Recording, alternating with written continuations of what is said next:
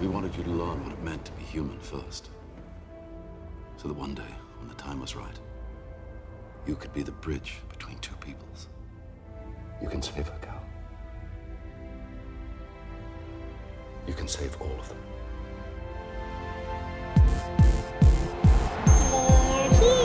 Bonjour et bienvenue au podcast Premier Vision. Le but de ce podcast est de s'amuser tout en discutant d'un film ou d'une série de films. We have such sights to show you. They're coming to get you, Barbara. Il est important de prendre en note que si vous n'avez pas encore écouté le film à discuter aujourd'hui, je vais le spoiler complètement. Bonne écoute. Bienvenue à Metropolis. Aujourd'hui, nous parlons de L'Homme d'acier, sorti en 2013 et réalisé par Zack Snyder, avec Henry Cavill, Amy Adams, Michael Shannon, Kevin Costner, Diane Lane, Lawrence Fishburne et Russell Crowe. Je suis Mathieu et vous n'êtes pas seul. Alors aujourd'hui, on est enfin arrivé à ce qu'on connaît Worlds of DC ou l'univers de DC, le DCU, plusieurs noms qu'on a donnés là, à cet univers-là au courant des années. On va dire plus le DCU, je pense que c'est ce qui est plus connu là, en tant que sur les réseaux sociaux tout ça, là, c'est pas mal le terme là, qu'on utilise le plus. Même si c'était pas techniquement là, le terme utilisé là, par la Warner puis DC Comics, ben tu sais, il y a quelque part là, on s'est comme tout adapté à ça.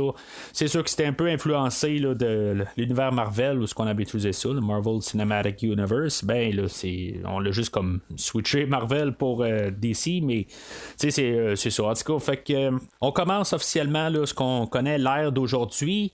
Là, il va y avoir des hauts et des bas pas mal là, dans les prochaines semaines. Le plan est de pas mal faire là, tout le restant de l'été, là, de faire tout ce qui est tout cet univers-là au complet pour se mettre à jour, puis que finalement, ben, quand on va tomber à l'automne, ben, on va parler de plusieurs autres choses, puis on va avoir fini là, la rétrospective là, qui va avoir duré là, un petit peu plus d'un an. C'est sûr que le film de The Batman qui est cédulé là, pour être à la fin là, de cette rétrospective-là, ben, il va sortir l'année prochaine, fait que c'est sûr qu'on va être beaucoup d'avance. Mais en même temps, ben, c'est juste un peu pour se placer si, mettons, il y a des choses qu'on peut rajouter par la suite, puis tout ça. Fait que, on va juste comme clencher ça, donner un dernier petit coup. En même temps, ben, ça va donner la chance là, pour que je puisse couvrir les films qui sont sortis là, depuis le début que j'ai commencé à couvrir la franchise, dont Wonder Woman, que j'ai pas encore vu, le film de Justice League, que j'ai pas encore vu, le film de Suicide Squad, qui, au moment que j'enregistre, devrait sortir là, dans quelques semaines. Mais, je veux dire, en tout cas, il va-tu être reporté ou quelque chose de même, ça, je sais pas. Mais, bien sûr, je l'ai pas vu, fait qu'on va mettre ça à la fin. Et Birds of Prey, que je n'ai pas vu non plus, parce qu'il est sorti pendant que j'étais en train de faire la rétrospective l'année passée. Alors, ça va être comme un peu un rattrapage, puis après ça, ben, on va pouvoir continuer là, avec les nouveaux films de DC, dans le fond, là, qui vont sortir à l'avenir. On va pouvoir les faire tout le temps.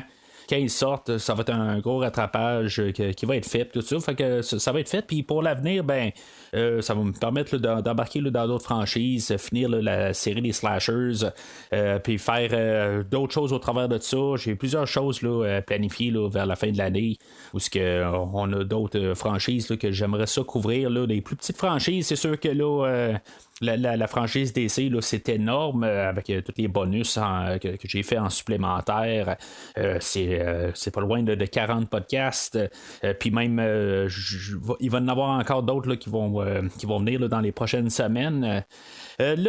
Pour ce qui est du film de Justice League, ben, je vais le couvrir dans la même semaine que le film de Justice League. On va être rendu là, dans quelque chose comme 3 semaines. J'ai vraiment hâte là, de voir ce film-là, voir comment ça va avec l'univers, puis voir le monde alternatif. Puis en tout cas, je veux dire, ça va être dans le fond le premier là, que je vais couvrir là, dans ce qui est nouveau, moi, dans ma perspective. Puis après ça, on va continuer là, avec les films d'Aquaman et la suite. Puis c'est ça, au travers de ça, je veux faire d'autres bonus, là, quelques films là, DC d'animation qui ont été faits là, au cours des années, là, juste pour aller avec les films du super-héros là, respectif. Des choses que je trouve qu'il va être le fun juste à rajouter là, dans l'univers là, pour un peu compléter là, toute la rétrospective. Fait que si vous voulez voir en même temps tous les films qui ont été couverts, si maintenant vous êtes nouveau au podcast, rendez-vous sur premiervisionnement.com. Vous allez trouver l'onglet DC, puis à partir de là, vous allez voir toute la rétrospective. Même une fois que vous êtes rentré sur la page de toute la rétrospective, vous pouvez cliquer sur les onglets. Où ce que chaque super-héros est comme coupé, ont chacun leur onglet là, pour même pouvoir trier là, tous les films, tout ça. Fait que sur premiervisionnement.com, rendez-vous là, pour voir toute cette rétrospective-là, puis toutes les autres rétrospectives là, que j'ai couvertes au courant des années. Puis ça aussi, c'est la rétrospective des James Bond que je suis présentement en train de faire en parallèle là, avec le podcast d'aujourd'hui. Vous pouvez voir toute cette rétrospective-là, la trouver sur premiervisionnement.com. Alors, le film d'aujourd'hui, dans le fond, on est plus comme en réplique là, d'une manière, on était à une réplique là, de l'univers de Marvel qui est en pleine expansion. On avait eu le premier Avengers qui était sorti l'année précédente, je crois. Puis là, la DC, il veut comme c'est trouver quelque chose là, pour être en compétition. L'univers de Nolan venait de se terminer l'année précédente, en 2012, avec l'ascension du Chevalier Noir. Aujourd'hui, il va y avoir comme un peu l'extension de l'univers à Nolan, mais sans vraiment être dans cet univers-là. Le plus, je vais m'expliquer là-dessus. C'est pas mal l'équipe à Nolan qui vont se rassembler là, sur le film d'aujourd'hui. Il va y avoir du monde quand même qui sont pas là, mais Nolan va faire partie là, de l'équipe en arrière du film. C'est pas le réalisateur. On va avoir été chercher le réalisateur Zack Snyder, qu'on a déjà parlé, quand on a fait le film de Watchmen il y a quelques mois de ça. Snyder avait fait aussi là, le film de 300 que moi personnellement je n'ai pas vu, mais ce que je sache, le réalisateur là, il y avait de la vision, fait qu'on voulait quelqu'un qui avait une vision là, pour faire le film de l'homme d'acier, qui est dans le fond là, une histoire de Superman. Dans le fond, la dernière fois qu'on a parlé de Superman, on a parlé là, du retour de Superman, puis on a parlé dans le fond là, qu'on n'a pas eu de suite à ça. Le résultat n'était pas exactement là, qu'est-ce qu'on s'attendait à plus dans le fond là, comparativement à qu'est-ce qu'on avait eu au box-office. Superman est toujours un icône, ça reste peut-être le personnage le plus connu avec Batman dans tous les super-héros confondus là, dans tous les univers, mais ça reste que peut-être le plus rentable va rester Batman surtout pour l'univers de DC. Fait que, ramener Superman, c'est pas un problème quand même, là, parce que je veux dire qu'il est à cause de sa popularité, mais c'est de comment ramener le personnage. Là, on va faire un total reboot. On va commencer un univers en même temps. On va essayer plusieurs affaires juste pour mettre des blocs en place pour pouvoir construire un univers. On avait un peu essayé rapide là, avec la Lanterne Verte, mais finalement, la Lanterne Verte a piqué du nez là, au box-office, puis on a décidé là, qu'on commençait pas un univers avec ce film-là. Fait que, on commençait directement avec l'Homme d'acier, que je pense que c'est une bonne idée dans le fond de commencer sur Terre au lieu de commencer ailleurs. Puis du fait même, il y a 35 ans avant ce film-là, on avait le film de Superman 1978. Il y avait quand même pas mal de temps là, qui s'était écoulé depuis ce temps-là. Fait que peut-être de recommencer à zéro avec des nouvelles bases, puis peut-être moins se fier là, sur l'univers déjà établi. À recommencer à nouveau, puis pouvoir faire ce qu'on veut à partir de là. Même le personnage là, dans les livres ou les bandes dessinées, avait changé là, de forme. Les choses, le temps avait évolué, puis on avait différentes choses à modifier. Fait que peut-être que c'était le temps là, de justement recommencer à zéro, puis d'oublier, là, d'arrêter là, de prendre l'univers déjà établi là, avec Christopher Reeve comme Superman, sans dire qu'on doit juste comme cracher dessus. Là, je sais pas ce que je suis en train de dire, mais qu'on décide là, qu'on en repart là, dans une nouvelle direction direction, qu'on essaye de comme unir là, un nouvel univers, faire un peu ce que Marvel fait. Mais là, en tout cas, on va en parler là, dans les semaines qui vont venir là, de la direction de la Warner. Je suis pas tout le temps d'accord avec ce que les gens disent en général. C'est sûr qu'il y a des affaires que je vais être d'accord, tout ça.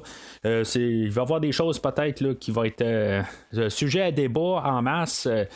C'est des films qui ont vraiment là, des hauts et des bas.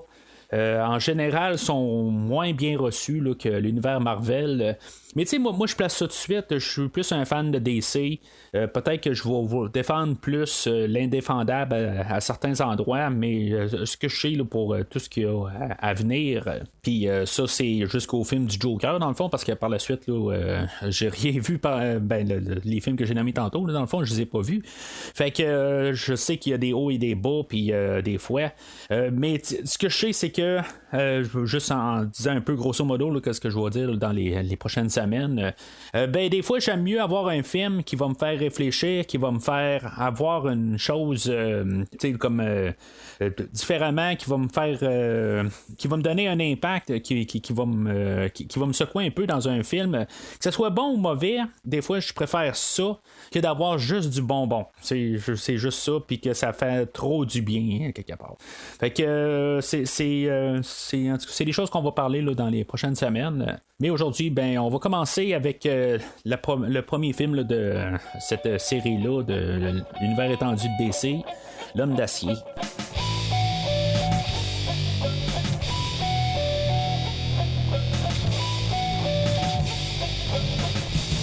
Alors aujourd'hui, on va un peu refaire les deux premiers films de Superman de 78. On va même garder un peu là, en fait de personnages, d'idées, d'histoire. On va faire un condensé un peu là, de ces deux films-là.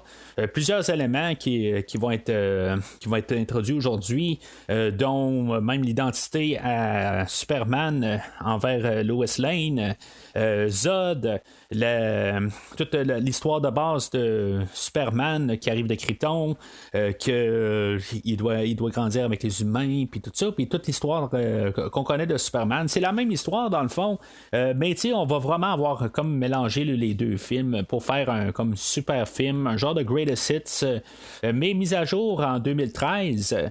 Mais c'est sûr qu'on va placer d'autres idées à part ce qu'on avait déjà dans le film de 78, dont comme c'est un peu une histoire là, de Dieu, de Jésus ou de élu. Là, c'est pas mal ça qu'on va mettre.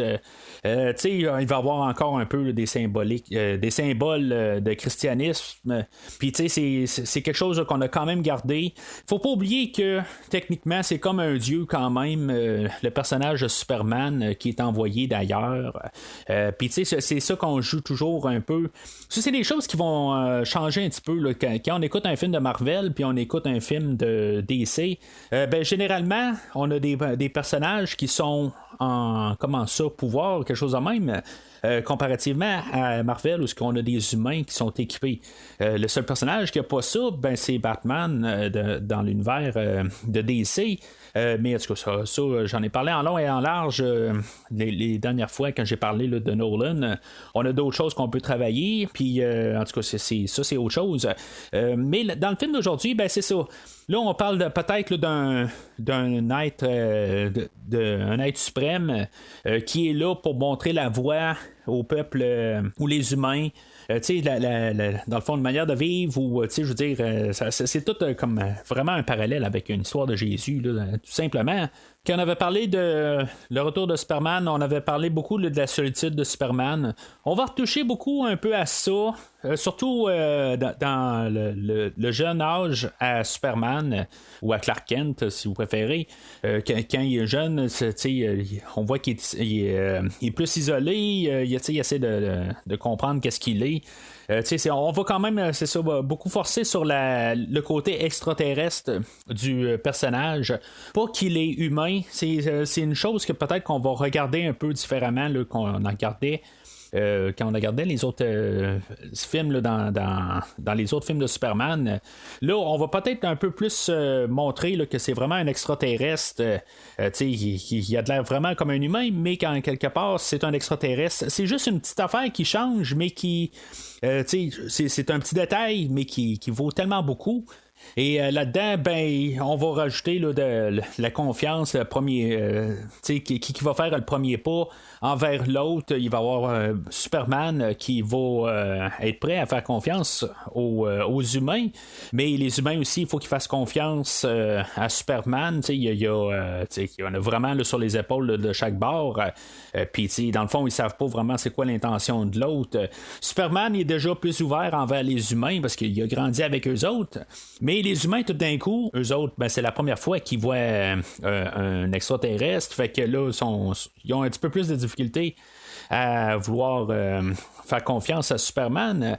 Mais c'est ça, on va arriver beaucoup à un certain point là, qu'il va falloir comprendre c'est qui que le Superman va arriver là, pour faire les premiers pas, pour montrer que lui, il est prêt à se sacrifier. Ben, en faire plus pour montrer là, qu'on peut y faire confiance.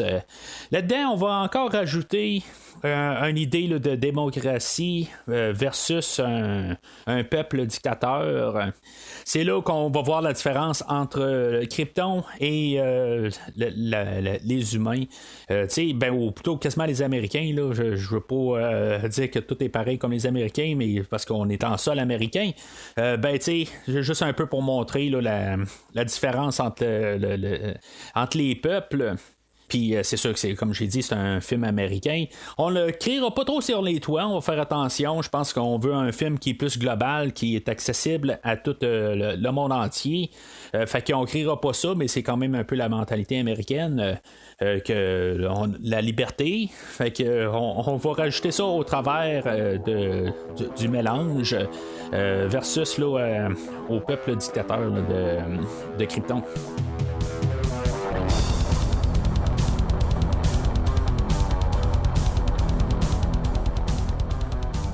Alors, le film ouvre directement sur la naissance de Kal-El.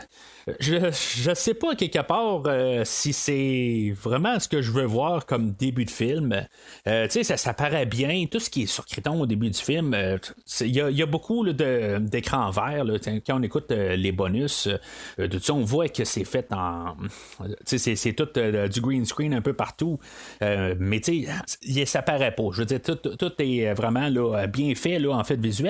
Mais commencer sur la naissance de Kal-El, je comprends qu'on veut montrer là, comme ses débuts, tout ça, puis quelque part, ben, on veut montrer le début là, du voyage, tout, mais je sais pas, commencer sur la naissance de Kal-El, je comprends que c'est le premier être qui est né là, sur Krypton là, depuis plusieurs milliers d'années. Ça, je le comprends, mais commencer là-dessus, je sais pas. Ça rajoute peut-être un peu trop l'idée là, de la naissance là, du Christ, ou je vais dire l'élu peut-être. C'est peut-être un peu pour nous marteler un peu cette idée-là. Mais l'autre côté, ça reste un être qui est normal. Que finalement, quand il va sur une autre planète, il devient super. C'est ça un peu. Là, il devient meilleur. Mais ça reste que c'est un accouchement normal. Là, on va passer les 20 premières minutes sur Krypton. Puis on va avoir comme une histoire toute chronologique. Par la suite, on va sauter sur Terre. Mais au début, on va quand même placer les pions, toutes les idées pour avoir le restant de l'histoire. C'est là qu'on va avoir l'introduction du général Zod, joué par Michael Shannon. Je le sais pas, je trouve que ça jure un peu tout le temps. Je trouve que l'acteur fait une bonne performance. C'est juste que je sais pas, il y a quelque chose qui manque en lui, que des fois je sais pas, il y a un petit quelque chose qui manque en fait d'acteur ou de présence. Je pense même pas que c'est la présence, parce qu'il y a la présence, il y a le côté acteur, mais peut-être que je sais pas, j'aime pas sa face. C'est peut-être juste tout simplement ça. Ça a l'air d'un bon gars, tout ça, c'est pas rien contre lui. C'est juste que je pense que peut-être que c'est pas le visage nécessairement que j'ai dans ma tête là, pour un personnage de Zod. Mais en même temps, je pense qu'il y a peut-être trop d'affronts. Il est trop en avant de tout le monde, peut-être. Je pense que peut-être qu'il aurait dû avoir une introduction, peut-être de voir tout son monde alentour, puis que lui arrive par la suite. Quelque chose de même, je pense. Là, à quelque part, c'est juste comme trop lui. Puis peut-être qu'on aurait dû l'entourer de d'autres. Tu sais, je suis pas en train de dire qu'on doit faire exactement ce qu'on avait fait là, en 78 avec Terrence Stamp puis ces deux personnages là, de Ursa et Non. Tu sais, c'est pas ça que je suis en train de dire, mais à quelque part, je pense qu'il y avait mieux un peu là, avec le Général Zod de 78. Puis des fois, ben, c'est juste un peu là, dans la présentation du personnage. Puis là, ben, je trouve que quelque part, ben, je comprends que on veut comme un peu limiter les personnages ou les acteurs qu'on a, parce qu'on a quand même beaucoup de personnages puis beaucoup d'acteurs connus dans le film d'aujourd'hui. Mais, tu sais, à quelque part, je pense qu'on aurait dû comme un peu montrer là, des côtés là, qu'il n'y a pas juste Zod, qu'en bout de ligne, tu sais, il est dirigeant d'une armée. Puis, oui, on va essayer là, avec le personnage de Feora de rajouter là, un peu là, de tu sais, qui va. C'est comme un peu quasiment un clin d'œil là, avec Ursa. Du film là, de 78. Mais quelque part, je pense qu'on avait peut-être besoin là, de Ursa, peut-être qui est plus à l'avant-plan. Puis même elle, Feora, ce personnage-là, ben je trouve qu'il manque peut-être un peu là, de présence à l'écran. Fait que honnêtement, je trouve que j'ai un petit peu de misère avec le Zod d'aujourd'hui. Ça sera pas vraiment un boulet pour le film parce que je veux dire Michael Shannon qui fait le personnage, il fait une très bonne job. Ça je peux pas y enlever. C'est juste peut-être la manière qui est apportée à l'écran que j'ai un problème avec. On va voir aussi l'introduction dans ces scènes-là du père Kal-El, Jor-El, que lui est interprété par Russell Crowe. Lui, en tant que tel, j'ai pas grand problème à dire contre son personnage. Il est là pour lui, pour sa prestation, tout ça, j'ai pas de problème. Là, qu'on l'envoie un peu partout sur Krypton, c'est peut-être là un peu que j'ai certains bouts que je me dis, ben on aurait peut-être pu couper un peu là, le fait là, qu'il saute dans un bassin d'eau pour aller chercher le codex, puis là, qui se promène sur un genre de dragon, Araka, qui va appeler. Tu sais, j'ai pas de problème d'un côté, qu'est-ce qu'on fait, mais tu sais, dans la globalité des choses, je trouve qu'on en fait quand même pas mal. On veut nous introduire l'importance de qu'est-ce qui se passe sur cet univers-là. Ça, je le comprends quelque part, mais c'est quasiment un film en soi. C'est juste 20 minutes, mais il y a beaucoup de choses là, qui se passent là, dans toutes ces 20 minutes-là. On veut quand même donner une histoire crédible ou expliquer là, dans le fond là, pourquoi qu'on envoie Kal-El sur Terre, puis dans le fond les retombées de tout ça. On va même monter les côtés politiques là-dedans. On en montre beaucoup. Pourtant, que je trouve qu'il y a des choses là-dedans qui sont pas nécessaires. Surtout que même plus tard, on va avoir une scène où ce que Russell Crowe ou Jor-El va expliquer là, à Kal-El tout qu'est-ce qui se passait sur Krypton, tout ça. Fait que je comprends qu'on veut nous mettre du visuel, puis le visuel, il est vraiment réussi, là. Comme j'ai dit, il n'y a pas grand fois où je vais avoir des problèmes contre les visuels de ce film-là. Je veux dire, on a mis le paquet. En général, tout sort très bien. C'est juste que il faut savoir s'arrêter. Je pense que c'est un peu ça, je pense, à quelque part. Faut penser question histoire d'un peu avancée. J'ai pas de problème généralement là, d'embarquer dans un univers. C'est juste que je pense que c'est juste la scène surtout là, qu'il embarque là, dans le bassin d'eau. Je trouve que ça, c'est non nécessaire. Je pense qu'on veut nous montrer aussi qu'on a changé les choses, que on n'est pas là, dans une planète glaciaire, qu'on a d'autres choses, on a comme une civilisation. On peut le montrer là, comparativement à 1978 où on avait comme pas les moyens là, de faire tout montrer une grosse population, tout ça. Là, on peut le faire, on peut montrer tout le monde qui est détruit, qui se fait détruire par l'intérieur, tout ça, la planète qui explose. Tout ça, on peut le faire, mais je pense qu'on en met un petit peu trop, quelque part. Je pense qu'on aurait pu juste réécrire un peu le script. Juste mettre ça un petit peu plus straight là, que on se sauve quelques 3-4 minutes, je pense que ça aurait fait que ça aurait été un petit peu plus vite. Mais l'autre côté, j'ai pas de problème. Est-ce qu'on des fois on veut prendre notre temps puis qu'on soit pas tout le temps propulsé à l'avance pour aller plus vite. Mais c'est peut-être juste comme la scène là, comme je viens de dire là, dans le bassin que j'aurais enlevé. J'aurais trouvé moyen là, d'enlever ça puis juste dire qu'ils l'ont rattrapé, qu'ils ont été chercher le codex. Ça, j'ai pas de problème avec ça. Après ça, ils prennent leur temps quand même là, pour mettre Kal-El là, dans le vaisseau, puis tout le combat entre Jor-El et Zod. On prend notre temps, puis j'ai pas de problème. C'est juste que je pense qu'il y a une scène de trop. Même la scène au conseil est peut-être limite. Moi, j'aurais peut-être même commencé le film là. J'aurais enlevé là, l'accouchement. Là. Je trouve que c'est non nécessaire. Là-dedans aussi, on voit la mère à Kal-El, Lara, qui est plus ou moins importante en bout de ligne. On n'aura pas là, un hologramme de elle qui va suivre Kal-El sur Terre, qui est quand même un peu, comme je disais un peu en 78, c'est l'homme de la maison, il faut croire, qui mène le show, qui mène tout le programme. Il y aura pas, il aurait pu faire un hologramme des deux à quelque part, ou un ordinateur là, qui représente les deux. Mais en tout cas, c'est le choix qu'on a fait. On a décidé là, de garder Jor-El seulement. Je sais que souvent j'ai un problème avec le fait que quand on a un méchant qui est montré plusieurs fois dans le film à se combattre contre notre personnage principal ou notre héros, des fois le problème que j'ai souvent, c'est que pourquoi que notre héros peut survivre à chaque fois, ou est-ce que chaque fois il va réussir à le battre. Mais ça va être un peu ça aujourd'hui. Malgré le fait que le premier combat avec Zod est fait avec Russell Crowe. Puis, tu sais, Russell Crowe, dans le fond, il va battre Zod.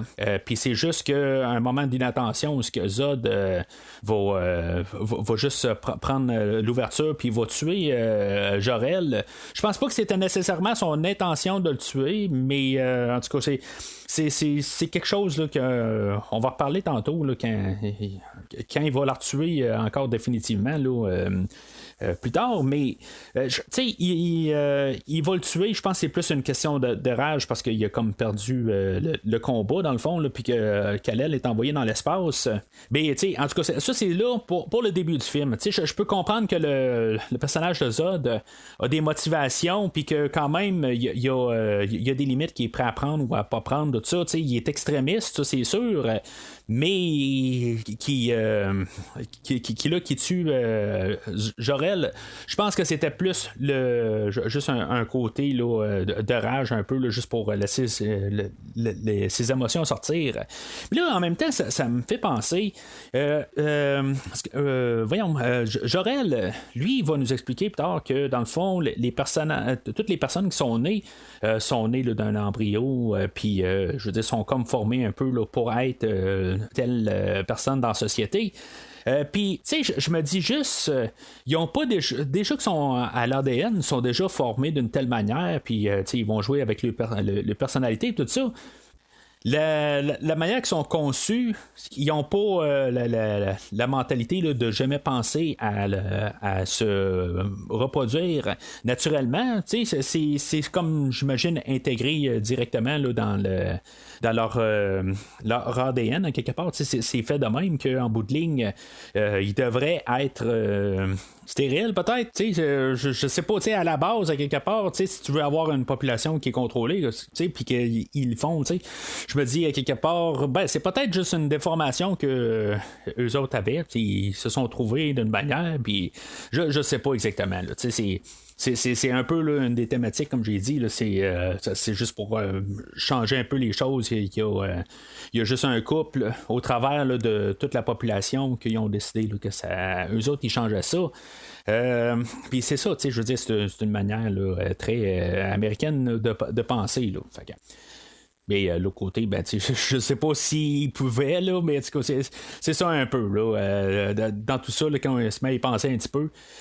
Fait que là, il y a Kal-El qui va être envoyé là, dans l'espace là, vers la planète Terre. Puis là, on va avoir comme un peu l'épilogue de la fin de Krypton, dans le fond, ou qu'est-ce qui se passe par la suite. Je veux dire, c'est comme un peu. Ça aurait pu être comme fait autrement. ben, c'est comme on voit juste que dans le fond la planète Krypton est donnée. Dans le fond, on envoie Zod puis sa gang dans la zone fantôme, puis tout de suite après, ben, la planète explose. Dans le fond, c'est comme on dit, bon ben parfait, on t'envoie en refuge, dans le fond, tu vas être protégé de la fin de la planète. Là, en bout de ligne, c'est ça que ça sert. Mais tu sais, l'autre côté, je pense qu'on voulait pas refaire la même affaire exactement là, du film de 78. On voulait pas que Kal-El s'en aille pendant que tout se détruit alentour. On voulait faire partir avant. La destruction de Krypton se passe combien de temps exactement? On dirait que ça se passe quand même 5 minutes plus tard, mais que Kal-El avait amplement le temps là, de quitter sans danger. Le seul danger étant les vaisseaux de Zod que finalement ils sont empêchés là, par la police kryptonienne. Il y a juste ça comme danger pour Kal-El. Mais c'est ça. Je veux dire, à quelque part, je dis pas qu'on aurait dû refaire la même affaire que 78 parce que je pense que c'était quasiment la meilleure manière là, de faire le film. Parce que si mettons on fait la même affaire que 78, pareil, même si ça aurait été la meilleure manière de le faire, ben on aurait comme trop la même affaire. Je pense que c'est ça quelque part. On voulait un peu changer là, puisqu'on a la même histoire. On voulait quand même changer un petit peu des petites choses là, pour être sûr qu'on n'a pas trop le parallèle de gens en partant. Mais quand Kal-El est parti, ben le mettre Zod dans la zone fantôme, puis le Krypton qui expose, voir la mer, tout ça. Je veux dire, c'est très sombre comme idée, tout ça, mais quelque part, je sais pas. Je pense qu'on aurait dû essayer de mettre un petit peu plus là,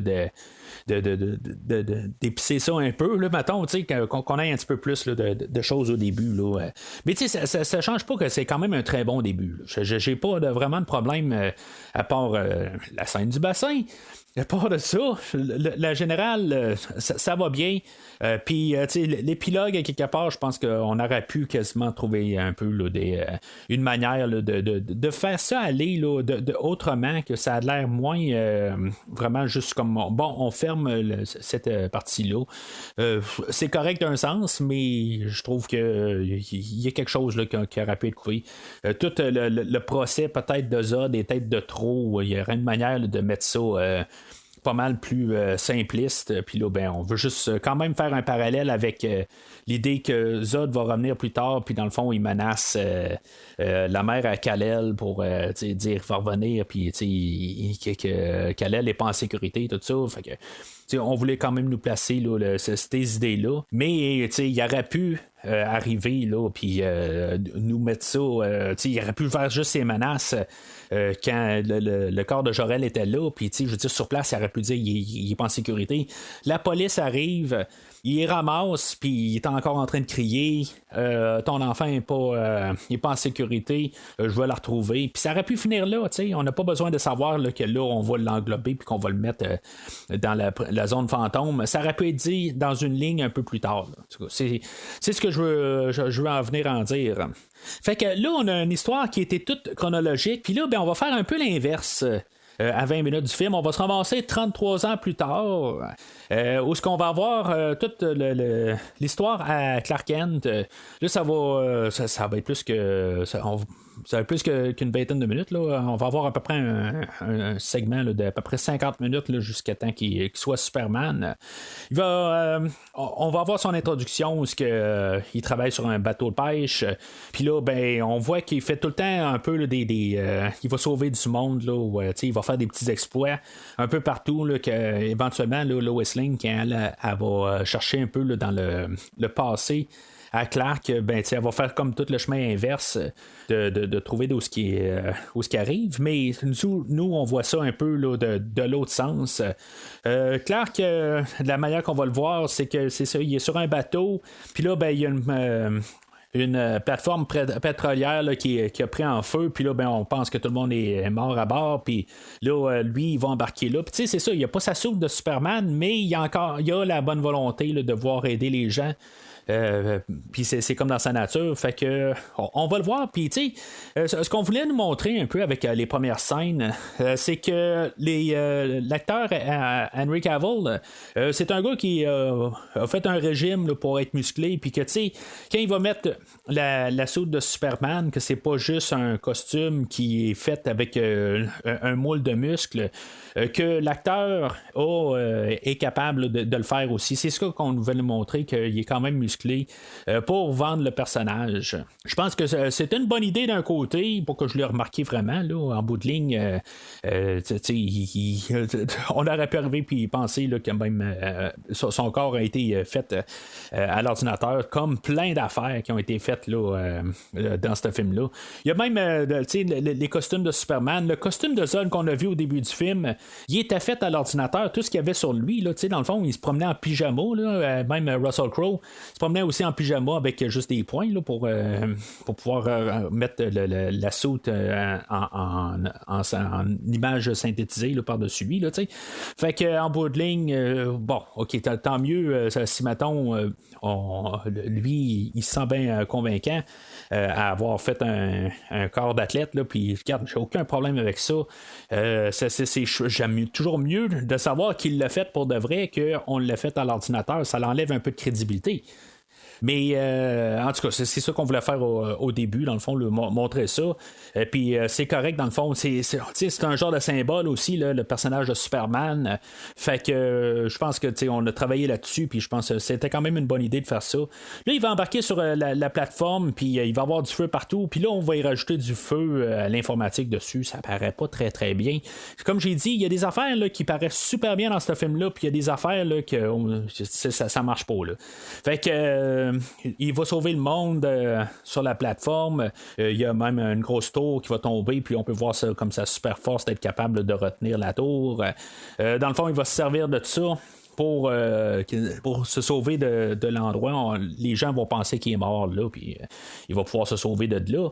Ça va être la première place où on va avoir aussi un flashback. Dans le fond, c'est ça qui est un petit peu tannant là, dans cette partie-là. Je sais pas si ça aurait été un bon choix de le mettre chronologique, parce que là, on aurait peut-être dû refaire ce qu'on a fait en 78, là, de montrer là, les parents à Clark qui le trouvent là, dans les champs, puis ça, il va à l'école, tout ça, puis peut-être que c'était pas le bon choix, mais l'autre côté, de juste changer un peu là, la manière qu'on montre le film. Je dirais que la première fois que j'ai vu le film, là, j'étais un petit peu tout mêlé, parce que là, on joue dans le temps, puis on avance, on recule, on avance, on recule. Je comprends que point de vue de temps, c'est économique, mais peut-être qu'on aurait dû faire ça dans tout le film aussi. Là, en tout cas, c'est quand même étrange le changement là, de style tout d'un coup qu'on a. Mais l'autre côté, je comprends que ça fait avancer le film un petit peu plus rapidement. Fait qu'on va retourner dans son passé, puis là, c'est ça. On va voir là, qu'il est en classe, puis que là, il apprend à utiliser là, ses pouvoirs rayon X, qui servira pas à grand-chose là, dans le film d'aujourd'hui, mais il apprend à utiliser ses pouvoirs. On va voir l'introduction, dans le fond, là, de Martha Kent dans cette scène-là, qui est jouée par Diane Lane, que elle, je pense qu'elle est bien choisie en bout de ligne. Je pense qu'elle rajoute quelque chose au personnage, de la présence. Puis c'est pareil aussi, là, un peu plus tard, on va voir Jonathan Kent joué par Kevin Costner. Je sais pas si c'était un choix qu'on a décidé de faire ça quasiment en gag, que Kevin Costner et l'autre père à Kal-El, Russell Crowe, ben les deux ont fait des Robin des Bois là, dans les 30 dernières années. Je sais pas, je veux dire, c'est juste comme une coïncidence. Je sais pas si c'était c'était volontaire, mais en tout cas, je sais pas, j'ai juste comme trouvé ça tout le temps drôle. Pour moi, ben Kevin Costner est comme le Robin des Bois définitif. Là. En tout cas, c'est peut-être le meilleur film de Robin des Bois qu'il y a. Celui de Russell Crowe n'est pas aussi pire que ça, là, mais en tout cas, il faudra peut-être que je la réécoute. Là, ça fait un bout que je l'ai vu. Mais en tout cas, on parle pas de Robin des Bois, même si on parle de Robin des Bois. Mais c'est ça. Fait que l'idée là-dedans aussi que quand on a l'introduction de Jonathan Kent, ben lui, il va avoir un peu, il essaie pas là, de nécessairement là, il a comme sa vision de la chose. C'est lui à quelque part qui va être pogné là, pour pogné, ça sonne quasiment méchant là, mais qui va être placé pour expliquer à Clark là, que lui vient d'une autre planète. C'est sûr que c'est des montages aussi, c'est comme on place une scène puis une autre scène, tout ça. Il y avait une scène où ce que où ce que Kal-El est dans un autobus scolaire, puis l'autobus est tombé dans une rivière, puis là, dans le fond, il a comme sauvé tout le monde. Puis là, ben la question c'était est-ce qu'il devait sauver tout le monde, qu'est-ce qu'il devait faire. En bout de ligne, ben, c'est tout le temps un peu pour protéger Kal-El. Il faudrait pas que le gouvernement sache qu'il y a un être qui vient d'une autre planète, tout ça. Ce qu'on nous explique un peu, puis ça va avec un peu le côté extraterrestre du film, qu'il vient d'une autre planète, puis que les gens, ben, ils sont peut-être pas prêts à avoir à connaître cette réponse-là. Puis, tu sais, c'est comme on y va, puis on s'adapte un peu, puis on essaie de comprendre sur le tas. Tu sais, je veux dire, ça fait partie là, d'un rôle d'un parent, dans le fond, là, de l'apprendre sur le tas tout le temps. Mais c'est ça, tu sais, on nous place l'idée là, que Clark n'est pas prêt à affronter là, peut-être là, toute la population au complet ou la Terre au complet là, versus le fait qu'il vient d'ailleurs.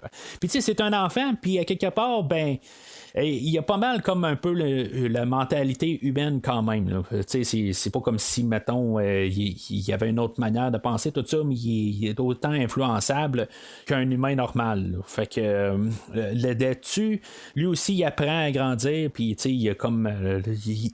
C'est un humain pareil d'un côté. Là. Fait que il n'y a pas de plus ou de moins quelque part. Il doit vivre avec ses émotions, puis sa solitude un peu aussi. On voit un peu là, d'autres personnages là-dedans. Il y a Lana Lang, puis Pete Ross là, qui sont des amis à Clark Kent là, quand il est au secondaire.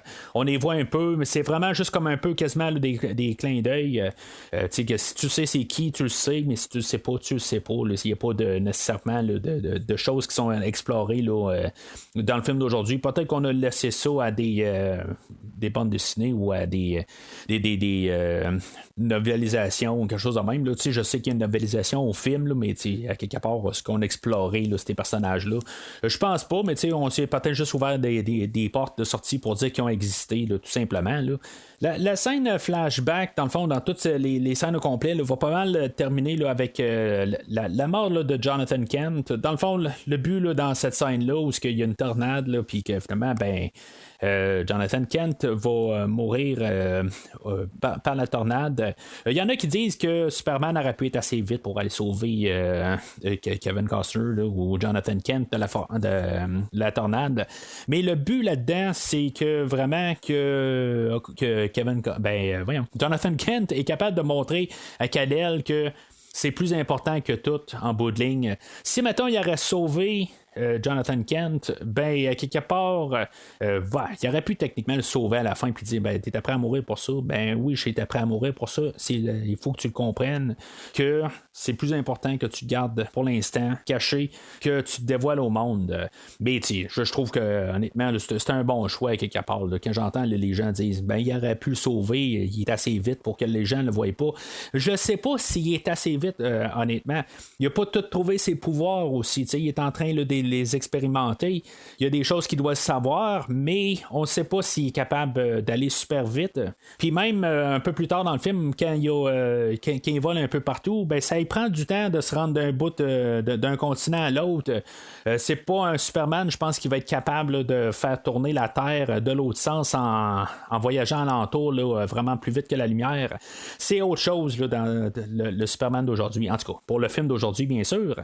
Alors, on se ramasse dans le présent, en tout cas, l'histoire à Clark qui évolue. Là, il travaille dans un genre de resto-bar, puis il continue à faire un peu, là, il reste low profile.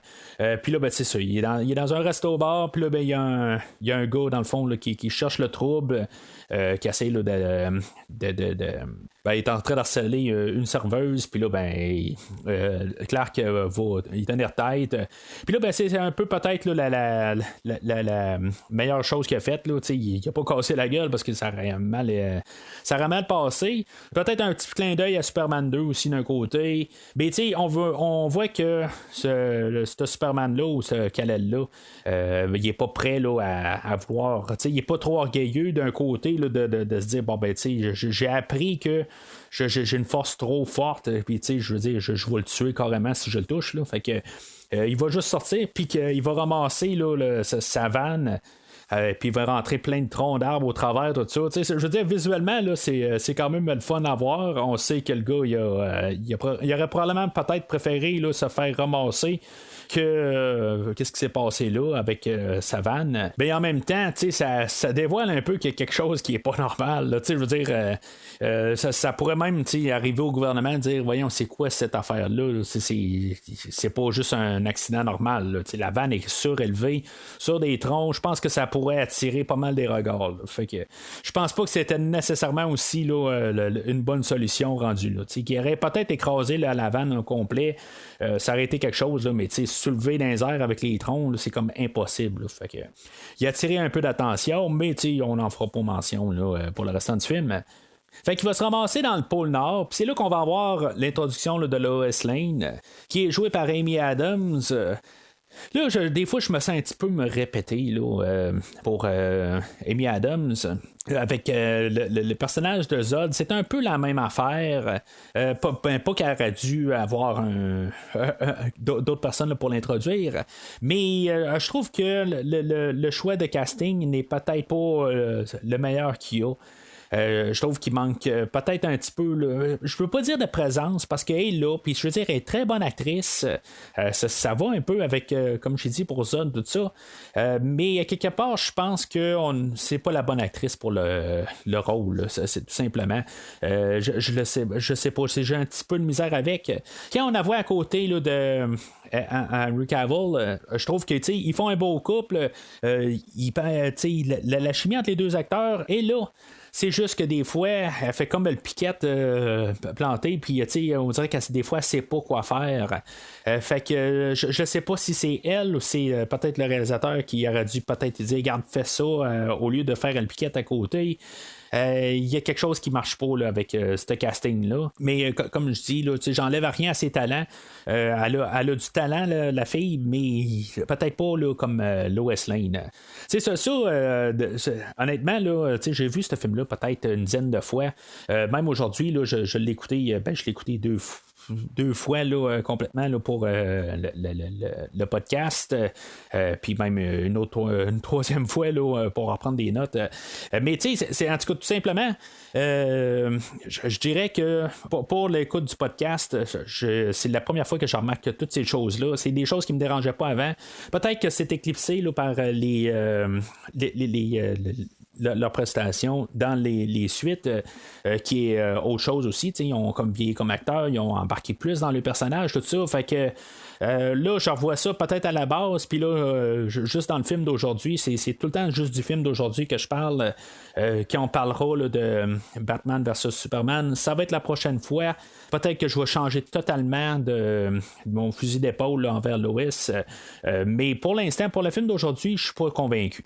Alors, c'est ça, ben, ils sont dans le pôle Nord, puis là, ben, c'est là qu'on va avoir aussi là, l'introduction là, de deux autres personnages secondaires, le Dr Hamilton puis le colonel Hardy. Eux autres vont nous suivre pas mal tout le long du film, puis ils vont comme représenter là, l'armée américaine dans le fond, puis l'intelligence américaine, là, c'est ça dans le fond le rôle.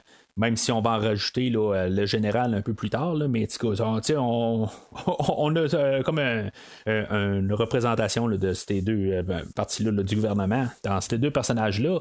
Eux autres, ils ont trouvé un vaisseau kryptonien là, dans le Canada. On sait qu'on est au Canada. Puis, en tout cas, je veux dire, ils viennent de l'Amérique, mais en tout cas, c'est peut-être que les Américains sont mieux équipés que les Canadiens. Ça me surprendrait pas. Mais c'est ça, fait que. Le but là-dedans, c'est qu'ils veulent essayer de savoir c'est quoi. Puis là, bien sûr, ben Clark, il est là pour savoir qu'est-ce que c'est aussi, parce que lui, il pense peut-être que ça peut venir de sa planète chez lui. Là, il va essayer là, de se faufiler là, sans que personne le sache. Puis il va rentrer là, dans le vaisseau, dans le fond, avec ses yeux, il va réussir à se faire un chemin. Il ne doutera pas que l'OS est en train de le suivre. Finalement, il va croiser un genre de robot, puis finalement, il va le mettre hors d'état de nuire. Il y avait une genre de clé USB là, qui venait de sa planète. C'est un petit peu nono, dans le fond. Il met la clé dans le port USB, mettons. Puis, juste en le mettant dedans, c'est pas ça qu'il faut. Là, le robot en arrière de lui panique, ce qui est quand même assez bizarre. Là. En tout cas, le robot, je pense qu'il n'est jamais de bonne humeur après personne, dans le fond. Puis là, dans le fond, une fois que Clark pousse bien correctement la clé USB, c'est là que le robot arrête. Mais là, il fait pas la même affaire quand l'OS arrive. Il va ramasser l'OS, puis l'OS ça va être blessé. Puis faut voir que Clark va avoir comme sauvé la vie à l'OS par la suite. Là, il va comme brûler là, sa blessure pour l'empêcher là, d'avoir une hémorragie interne puis qu'elle peut sauver. Fait que là, le vaisseau va partir de là, puis ils vont laisser Lois quelque part, tout ça, puis elle va être partie là, sur sa quête là, d'essayer de retrouver Superman. Mais c'est ça, Superman, en parlant de lui, c'est là qu'on a la création de Superman. Il va y avoir un hologramme de Jor-El là, qui va être là pour expliquer là, tout ce qui s'est passé sur Krypton. Dans le fond, tout l'historique de Superman, qu'est-ce qu'il y a à savoir, qu'est-ce que, je veux dire, dans le fond, tout son monde, il va nous parler de Zod, c'est dans le fond des choses qu'on doit savoir pour le film, pour savoir que Kal-El est au courant. Puis, bien sûr, ça va se terminer avec la scène où il va avoir son costume de Superman. Dans le fond, là, dans cette mentalité-là du costume de Superman, c'est comme un genre de caleçon en bout de ligne. Son armure est faite pour avoir une plus grosse armure sur lui. Le costume plutôt est fait pour avoir une armure par-dessus. C'est pas le costume en soi. Là. C'est plus juste quelque chose qu'on met en dessous.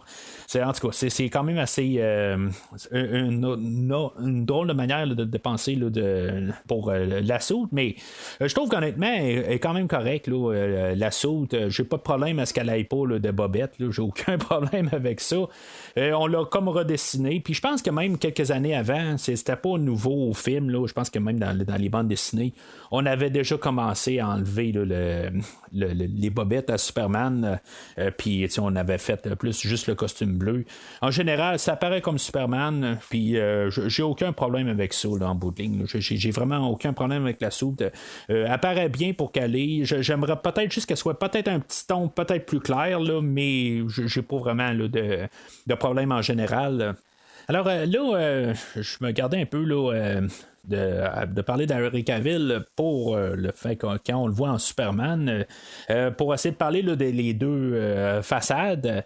Le choix d'Henry Cavill, j'ai pas nécessairement de problème avec lui. Je trouve que pour la soute, il paraît vraiment bien en Superman. Il a de l'air de Superman en soute. En fait d'acteur, je trouve que ça va être quand même assez drôle. Un peu, c'est bizarre.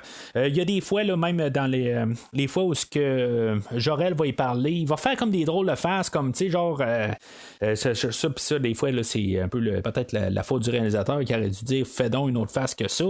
Il n'y a pas de l'air comme trop ça. Il est en train de dire quelque chose, puis c'est comme il y a un peu une face là, de genre t'es-tu en train de m'inventer là, de toutes sortes de niaiseries, quelque chose en même. Il y a comme une drôle de face des fois qu'il fait que des fois là, il va me débarquer un peu du personnage. Henry Cavill, c'était pas le premier rôle qu'il a fait là, il avait joué quand même là, dans plusieurs films un peu avant. C'était pas un gros nom là, mais il avait même postulé là, pour le rôle de James Bond là, en même temps là, que Daniel Craig. Il a perdu à Daniel Craig. Je sais pas si maintenant je l'aurais vu comme James Bond, mais en tout cas ça, c'est quelque chose là, je veux dire c'est quasiment 7-8 ans avant. Il est encore plus jeune que ça. Je suis pas trop certain, mais là comme Clark Kent, l'affaire c'est qu'on le voit avec une barbe depuis le début du film. Là quand on va le voir d'acteur en Superman, on va avoir rasé sa barbe, ça va. Il va y avoir une scène un peu plus loin où on va le voir avec une calotte sur la tête. Puis je trouve que là, je suis comme débarqué carrément. Là, je me dis, voyons, il y a donc ben de l'air. Il n'y a pas de l'air du tout de ce qu'on a vu avant. Tout ça, je comprends, c'est peut-être un peu la manière là, de montrer là, qui est capable de se cacher un peu partout. Il se morfond un peu avec la population. Tout ça, il est capable là, d'être invisible. Ça, je le comprends. Mais de tout le temps changer de même, là, des fois, là, je me dis, voyons, c'est-tu le même acteur?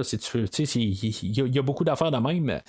Mais c'est ça, je trouve qu'en fait d'acteur, il est correct aussi, mais il est un petit peu peut-être mal dirigé sur le set. Il y a des fois là, que peut-être qu'on aurait pu faire autre chose. Comme souvent là, dans les premières scènes, comme je te dis, des fois, il devrait faire d'autres faces. Là.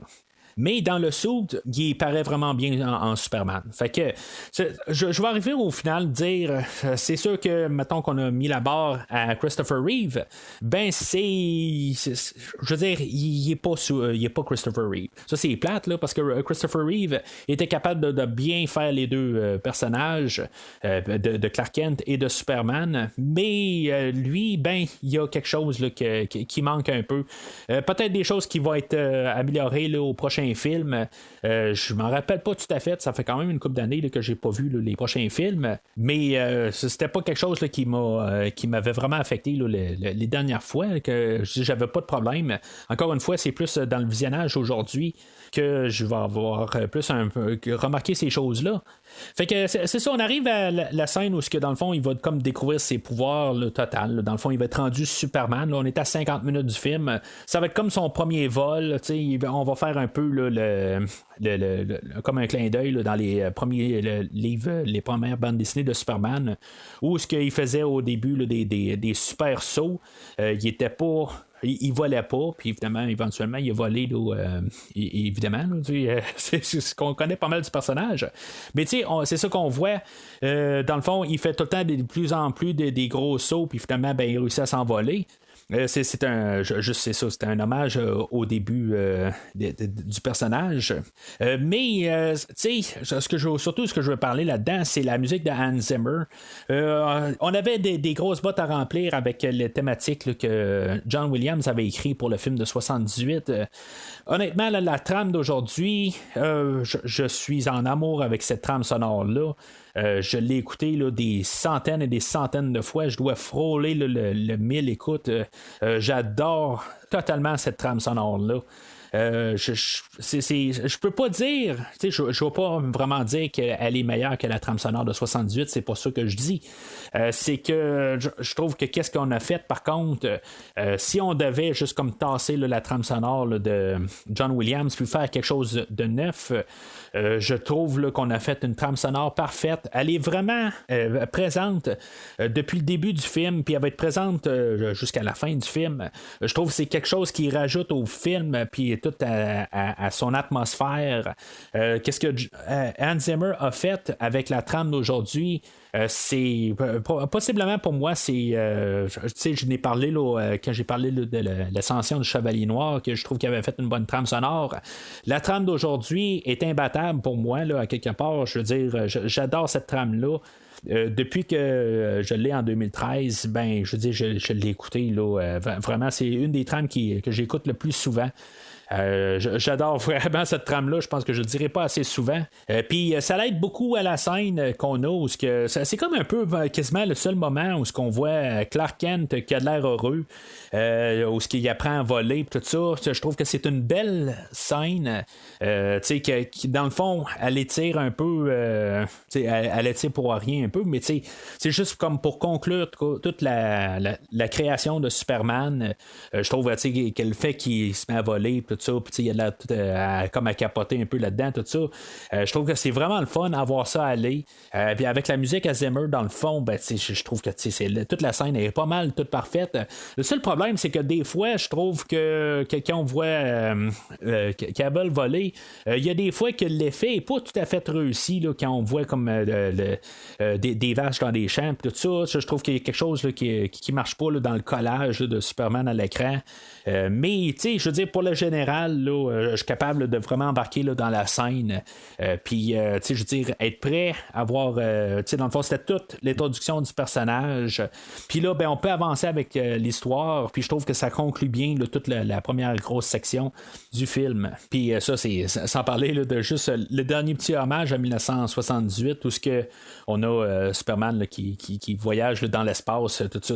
C'est clairement un clin d'œil à 78, là, mais c'est ça. Fait que pour la première partie, c'est un petit peu comme l'origine. Puis ça part un peu dans toutes les directions, comme j'ai dit, comme il y en a un 20 minutes chronologique au début, puis là on a un autre 20 minutes qui est comme un peu éparpillé partout.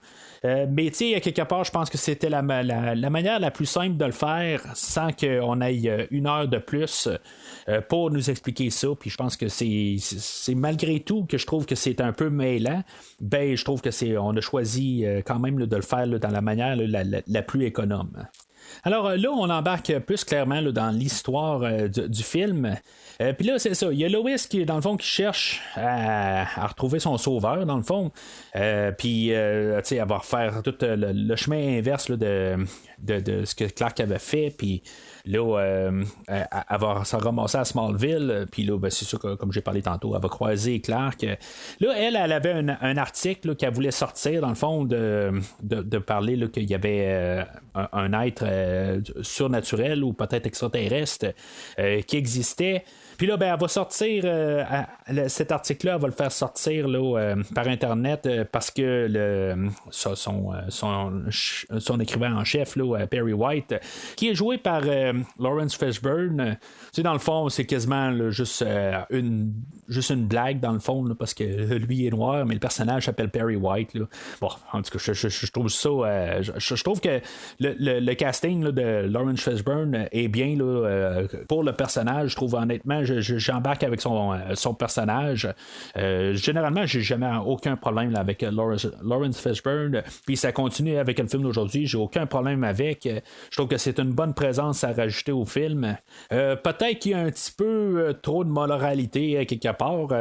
Il y a peut-être des choses là, qui pourraient justement se servir pour vendre des journaux. Là, mais en tout cas, le fait que Lois Lane arrive avec cet article-là, puis là, une fois qu'elle a rencontré Clark, puis Clark, il a comme convaincu que, regarde, c'est pas une bonne idée là, de me dévoiler, ben, elle va se retirer en bout de ligne, là, mais il va être trop tard parce que son article là, va avoir été sorti là, sur l'Internet quand même. Ou plutôt, elle va avoir donné son article là, à un site, mais finalement, ça n'aura pas été publié. Là.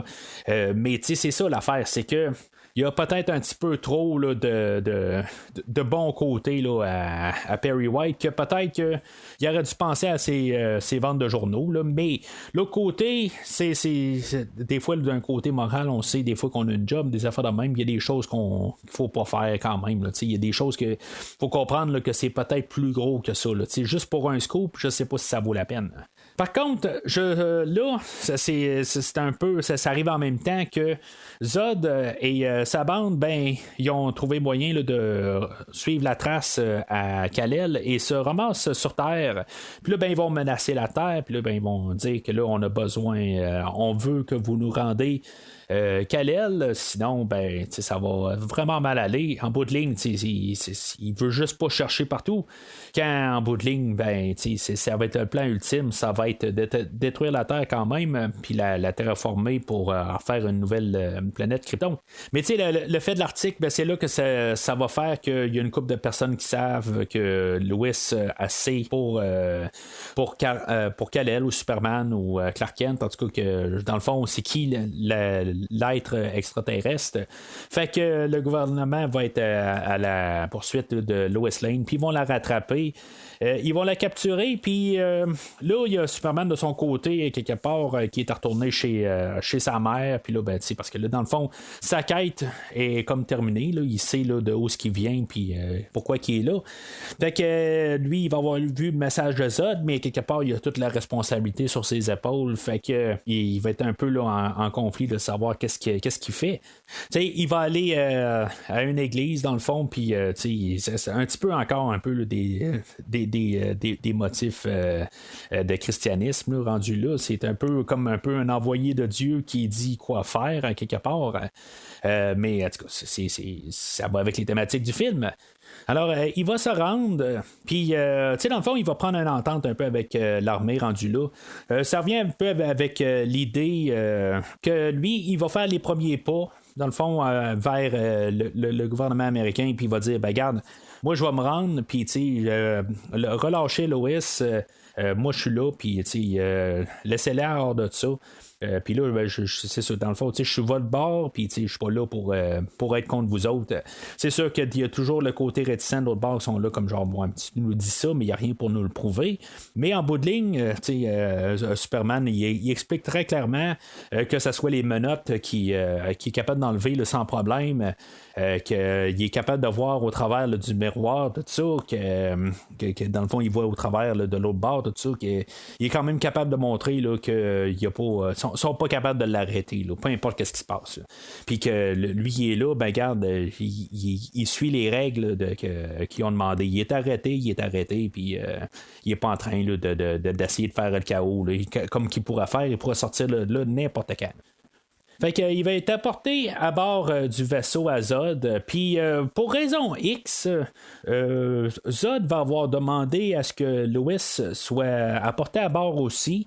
Il n'y a pas vraiment là, d'explication là, tangible pour dire pour vraiment trouver une raison pour pourquoi on l'amène à bord.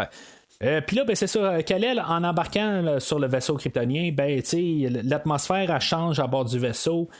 Puis c'est un peu là, leur compromis pour pas avoir de kryptonite dans le film. Puis je pense que c'est une bonne affaire rendue là. La kryptonite, des fois, là, on l'a comme un peu abusé là, au courant là, des 5 films là, de Superman.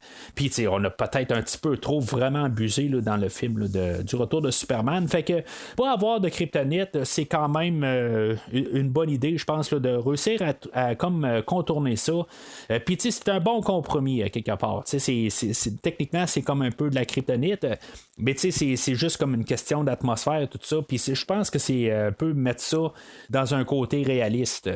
Là, Kal-El va comme s'effondrer, puis il va comme faire un rêve, puis il va avoir comme un face-à-face avec Zod, puis Zod va comme tout y expliquer dans le fond son plan, puis en bout de ligne. Là, c'est là un peu que j'ai un peu de problème avec qu'est-ce qu'on veut faire avec Zod. Zod, d'un côté, on a essayé de montrer que c'est il a son point de vue, mais en bout de ligne, c'est juste le chaos total qu'il voit. Pourquoi qu'il n'a pas ramassé Kal-El avec le codex, puis il n'est pas parti sur Mars à côté pour faire un nouveau Krypton? Pourquoi qu'il doit absolument vouloir détruire la Terre? C'est là que j'ai un petit peu là, d'idée que je me dis, ben, on veut nous montrer qu'il il est peut-être dans sa perspective correct, mais on nous montre très clairement qu'il est cruel et méchant dans l'âme. Fait que, tu sais, j'ai un petit peu de misère avec qu'est-ce qu'on a fait là, avec Zod là, pour toutes ces idées-là.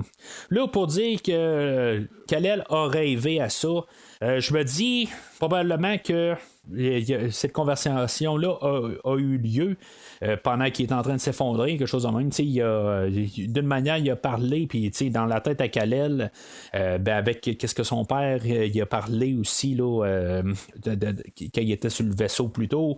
Tout ça ensemble font que il y a comme il va comme revivre qu'est-ce que Zod lui a dit en personne. Puis, c'est comme un peu la fusion des deux idées qui vont faire que ce rêve-là existe. Pourquoi qu'il a vécu, là. Moi, en tout cas, moi, c'est comme ça que je vois ça. Puis, pour essayer de fitter le sens, parce que je pense pas que Zod est télépathe puis il est rentré dans la tête à Kal-El, là. Fait que c'est pour ça que je dois dire ça. Mais si Lois, ça servait à rien, techniquement, en tout cas, que j'ai comme rien vu de ça, si ça servait à rien pour Zod, peut-être que, je veux dire, le fait qu'elle savait un peu pour l'histoire de de Clark, peut-être qu'elle aurait pu savoir un peu, peut-être sur le codex, là, c'est peut-être pour ça qu'on l'a amené. Là. Mais elle va servir, dans le fond, à aider à Kal-El le sauver de là. Une fois qu'il va avoir monté à bord, Superman va avoir donné une clé, la clé USB, dans le fond, à Lois Lane, puis elle, on ne la fouillera pas plus que ça. Alors quand elle va voir une prise USB, là, vous comprenez ce que je veux dire, là, elle va plugger la clé, puis c'est là que Jor-El va apparaître, puis que lui, il va prendre comme le contrôle du vaisseau. Dans le fond, il va ouvrir les portes pour qu'elle puisse se sauver. Puis, il va l'amener à une capsule là, de sauvetage. Dans le fond, elle va sauver de là. Mais juste avant qu'elle quitte, il va y avoir un autre personnage qui va arriver, là, un autre soldat, puis qui va faire un trou là, dans la capsule. Puis là, elle va être comme en chute libre vers la Terre.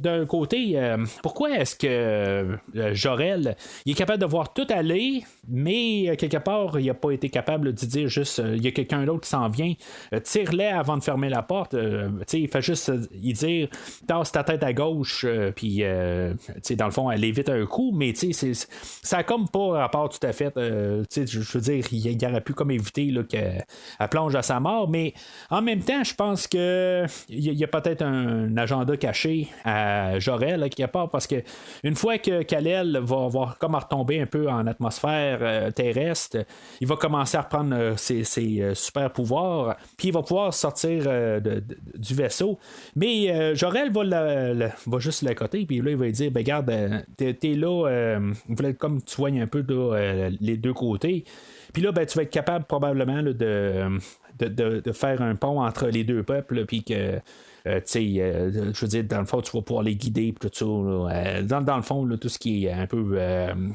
l'histoire là, de Jésus rendu là, comme j'ai dit. Puis, tu sais, même quand Superman va sauter dans l'espace, il va faire comme le signe de la croix en embarquant là, dans l'espace.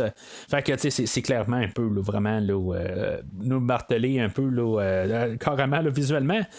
Fait que là, il va encore une fois, il va sauver Lois Lane là, du crash avec sa capsule. C'est là qu'on peut peut-être voir un peu là, une formation là, de couple là, entre ces deux personnages-là. Mais ça va être coupé assez abruptement quand, dans le fond, Zod va se ramasser chez Martha Kent pour essayer de trouver là, le vaisseau dont Clark est arrivé avec. Puis là, il va envoyer Feora dans la grange, puis évidemment, elle va trouver le vaisseau, puis évidemment, ils vont dire que le codex n'est pas là, tout ça. J'aime quand même la scène, dans le fond, où Zod va se mettre à vouloir questionner Martha, puis Superman va arriver de nulle part, puis il va dire hey, wow, tu parles pas de même à ma mère, puis il est en train là, de vraiment battre Zod, puis il donne des coups, tout ça. C'est un peu là aussi, comme je disais au début du film, que des fois j'ai un peu de misère avec l'idée que notre méchant est capable de se faire planter tout le temps par notre héros, même si au début c'était Jor-El, c'était pas Superman. Mais tu sais, là, il se fait ramasser quand même par Superman. Je comprends que Zod a pas ses pouvoirs, tu sais, il est en train là, un peu là, de s'adapter, puis tu sais, il est en train là, il est pas en contrôle du tout, tu sais, il est impuissant dans le fond en face de Superman. Mais tu sais, je trouve que c'est quand même un côté là, qui fait que le dernier affront, c'est toujours comme genre 2-0 pour Clark là, quand on va être rendu à la fin. Fait que c'est pour ça un petit peu, je trouve juste ça un petit peu dommage que on n'a pas essayé là, de montrer peut-être 1-1 rendu là, même si le premier, là, comme j'ai dit, c'était Jor-El. Mais tu sais, ça montre quand même que Zod n'a pas gagné de combat depuis le début du film. C'est plus ça que je vais arriver. Puis c'est là qui est peut-être un peu là, qui baisse un peu là, la crédibilité là, du personnage de Zod. Fait qu'on est à 1h30 du film, puis c'est là où on va avoir vraiment là, notre premier morceau d'action. Il suit la scène précédente, là, où on était là, dans le vaisseau à Zod. Mais là, on va avoir comme un gros 10 minutes là, d'action là, dans Smallville. Ça va être des effets là, quand même bien réussis là, de montrer là, que la ville elle va se faire ramasser totalement. On va avoir comme peut-être un clin d'œil à Feora et Non, ou à Ursa et Non, quand on va avoir Feora, puis un autre grand, genre, là, à côté, pour se battre contre Superman là, au travers de la ville. Puis, tu sais, il va y avoir des avions de l'armée américaine qui vont venir qui vont venir de se mêler de ça, mais leur instruction, c'est de tirer les 3 personnages. Dans le fond, tu sais, c'est pour eux autres, là, c'est 3 cibles. Puis, tu sais, il y a une affaire qui est quand même assez spéciale quand même. Tu sais, on a un film de super-héros que techniquement peut être vu quand même par des enfants là, de bas âge. Mais on va voir, je pense que c'est, je vais l'appeler Non, là, mais, le grand, je pense que c'est lui. Il va embarquer sur un des jets qui vont arriver, là, ou un des avions de l'armée. Puis, il va carrément désintégrer le pilote. Il va vraiment partir en grosse boule de sang. Là. Ça se passe vraiment là, en une fraction de seconde.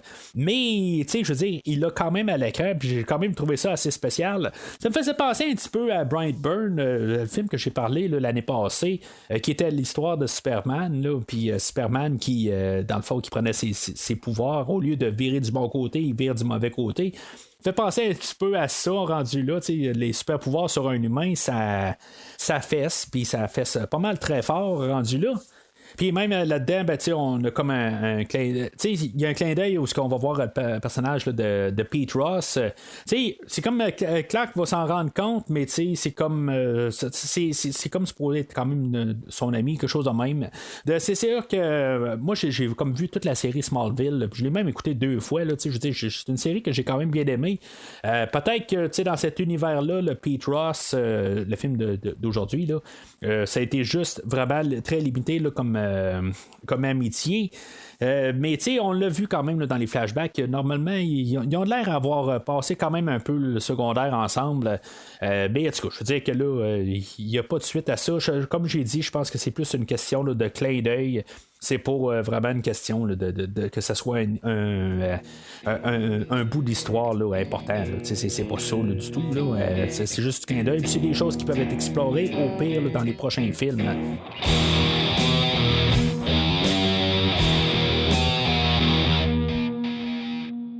Alors, tout ça va pas mal se terminer là, avec le constat là, de l'armée américaine là, qui va faire qu'ils vont être en arrière de Superman. On va comme, je veux dire, découvrir là, ou s'entendre là, que Superman est du même côté là, que l'armée américaine. Fait que on va avoir une genre d'alliance là-dedans. Du côté à Zod, ben, quand on l'a amené à bord, ben, on a fait des tests sur lui, puis c'est là qu'on a découvert que le codex, il était plus physiquement à bord là, du vaisseau. Dans le fond, il fait partie comme de l'ADN à Kal-El. Fait que en bout de ligne, si mettons on rapporte le corps à Kal-El, ben on va être capable de récupérer le codex là, au travers de son corps, puis ça, ben, bien sûr, on n'a pas besoin là, de le ramener vivant, fait que ça fait un peu l'affaire là, à Zod. Mais tu sais, l'autre côté, je veux pas juste dire qu'il parle en méchant, l'autre côté, ça y enlève tout comme ses principes, là, la manière qui a été construit. Zod, tu sais, c'est la manière là, qu'on a gardé ça de ce que Kal-El représente, ça représente un personnage qui n'aurait pas dû vivre en dehors de Krypton. Mais tu sais, l'autre côté, si il sait que Krypton n'existe plus, tu sais, dans le fond, il devrait pas être nécessairement contre Kal-El, mais tu sais, en même temps, qu'est-ce qu'il voulait faire contre Kal-El au début, tout ça, tu sais, c'est un peu à savoir un peu, là, qu'est-ce qui serait passé si Kal-El n'aurait pas sauvé du vaisseau, tout ça. Mais tu sais, en même temps, c'est ça, tu sais, il y avait une scène aussi où Zod, il disait là, qu'il est commenté un peu par le personnage de Zor-El là, qui est toujours en train de le hanter parce qu'il l'a tué. Puis là, ben, tu sais, même là-dedans, où ce que Zod va avoir trouvé là, pendant que une fois qu'ils sont sortis là, de la zone fantôme, ils sont retournés sur plusieurs planètes où ce que les Kryptoniens avaient cultivé, tout ça. Ils ont trouvé comme une machine là, à terraformer des planètes. Fait qu'ils vont l'avoir apporté avec eux autres. Puis là, ben, il y a un bout où ce que Zod va retrouver le vaisseau où ce que Kal-El avait avait trouvé ce qu'il avait trouvé là, dans le pôle Nord. Puis il va faire réapparaître Jor-El. Puis il va le retuer là, tout ça. Puis tu sais, je sais pas si c'était comme une bonne idée à partir de là.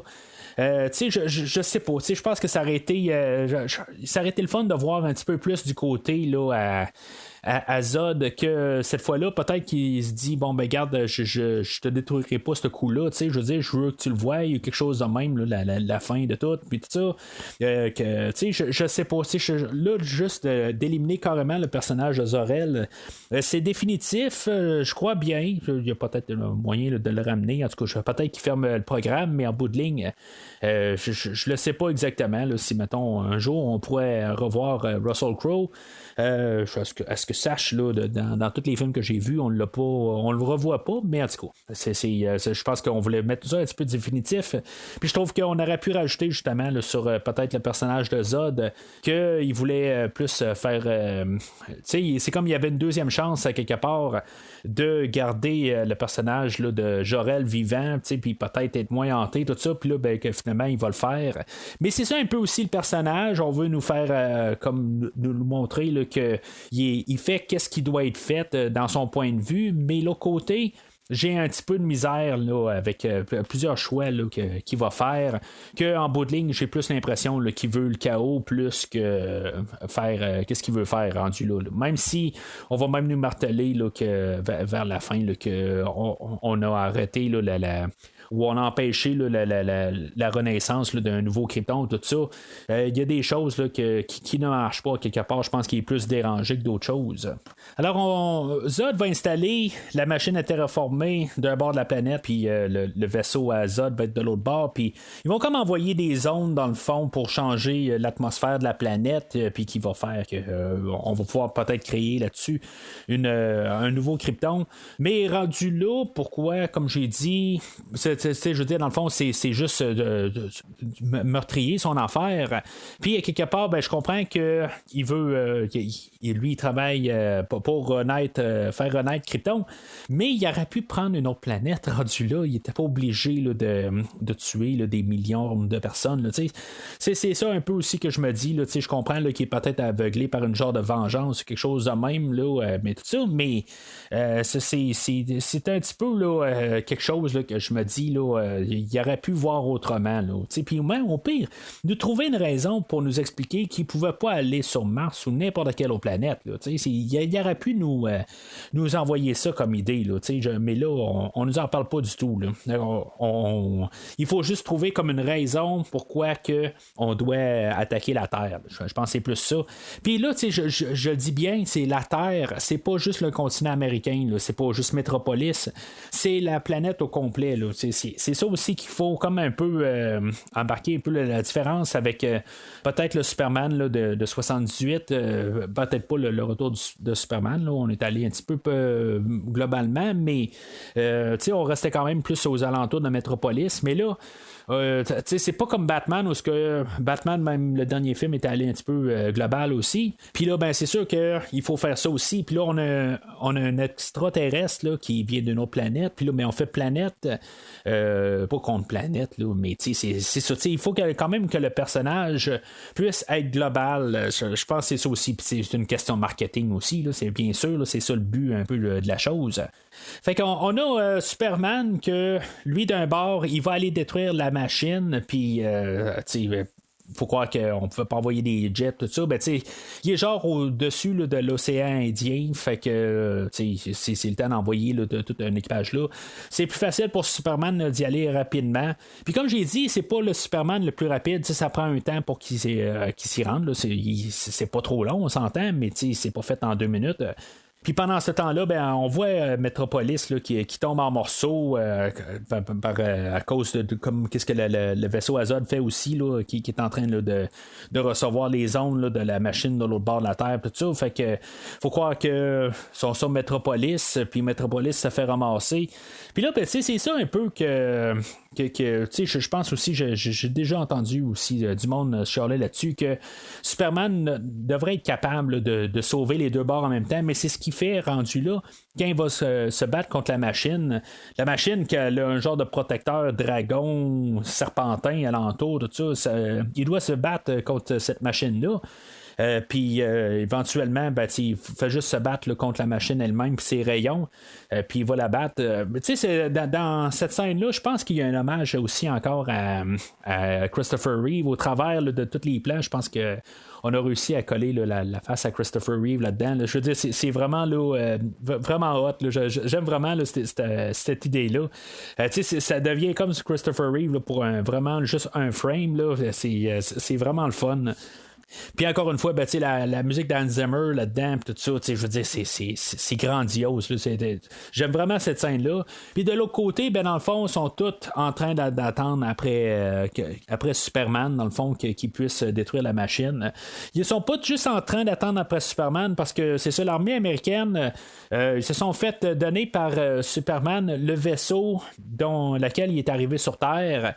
Puis à partir de là, on va pouvoir utiliser le mécanisme, là, puis faire un genre de trou noir, puis qu'on va pouvoir ramener là, le vaisseau à Zod au travers de ça. Fait que, tu sais, on n'est tue pas, mais on peut ramener au pire dans un autre film ou quelque chose de même. Mais, tu sais, je veux dire, dans le fond, on va s'en débarrasser pour le film. Mais, tu sais, je me dis, la raison quasiment là, qu'on est ramené avec. Il a pu ramener là, le vaisseau de Clark. Tu sais, une fois qu'on avait. Que Zod était parti de la planète, là, puis le combat là, à Smallville était terminé, il s'est ramassé, Superman est retourné chez lui, puis Lois avait pris un lift d'une police, puis il se sont ramassés chez Clark ou chez Martha, tu sais. Fait que, tu sais, je sais pas, tu sais, juste à pousser un petit peu là, plus une enquête, ça aurait été pas mal, c'est pas mal facile là, de trouver probablement là, que Clark Kent c'est Superman, puis en même temps, le vaisseau, il est parti de là. Fait que je sais pas, je trouve que un personnage qui est un petit peu Colombo, quelque part, réussirait facilement là, à trouver là, que Clark Kent, là, c'est Superman. Là, mais en tout cas, on n'ira pas du tout là, dans cette allée-là dans le film. Puis, tu sais, je veux dire, on est quand même à l'aise avec l'idée que Lois sait c'est qui Clark Kent dont Superman, tu sais. Fait que c'est ça un peu la base de cette histoire-là. Puis moi, j'ai pas de problème avec ça rendu là. L'histoire de l'alibi là, de Clark Kent pour Superman, c'était quelque chose qu'il y avait dans l'autre timeline de Superman. Puis là, c'est carrément autre chose là, dans le film d'aujourd'hui. J'ai pas de problème avec ça, là, mais en tout cas. Fait que ils ont ramené le vaisseau à Clark, puis dans le fond, c'est ça. Il réussit dans le fond à finalement ramasser le vaisseau à Zod, puis que finalement ils sont embarqués dans ce trou noir-là. Encore une fois, Clark doit sauver la vie à Lois Lane. Il va voler à contre-courant là, du trou noir. Puis, je veux dire, c'est encore une autre fois qu'il doit la sauver. Je pense que c'est la troisième fois là, qu'il la sauve depuis le début du film. C'est quand même un peu embarqué là, le genre de principe d'histoire que c'est Clark qui est toujours en train de sauver Lois Lane. Fait que ça fait 3 fois dans le film. C'est peut-être un petit peu trop. Là. Celle-là est peut-être un petit peu trop... c'est juste, ça devient un petit peu redondant, là, mais en tout cas, il fallait juste qu'il trouve une face dans le fond là, pour faire quelqu'un qui doit sauver. Là.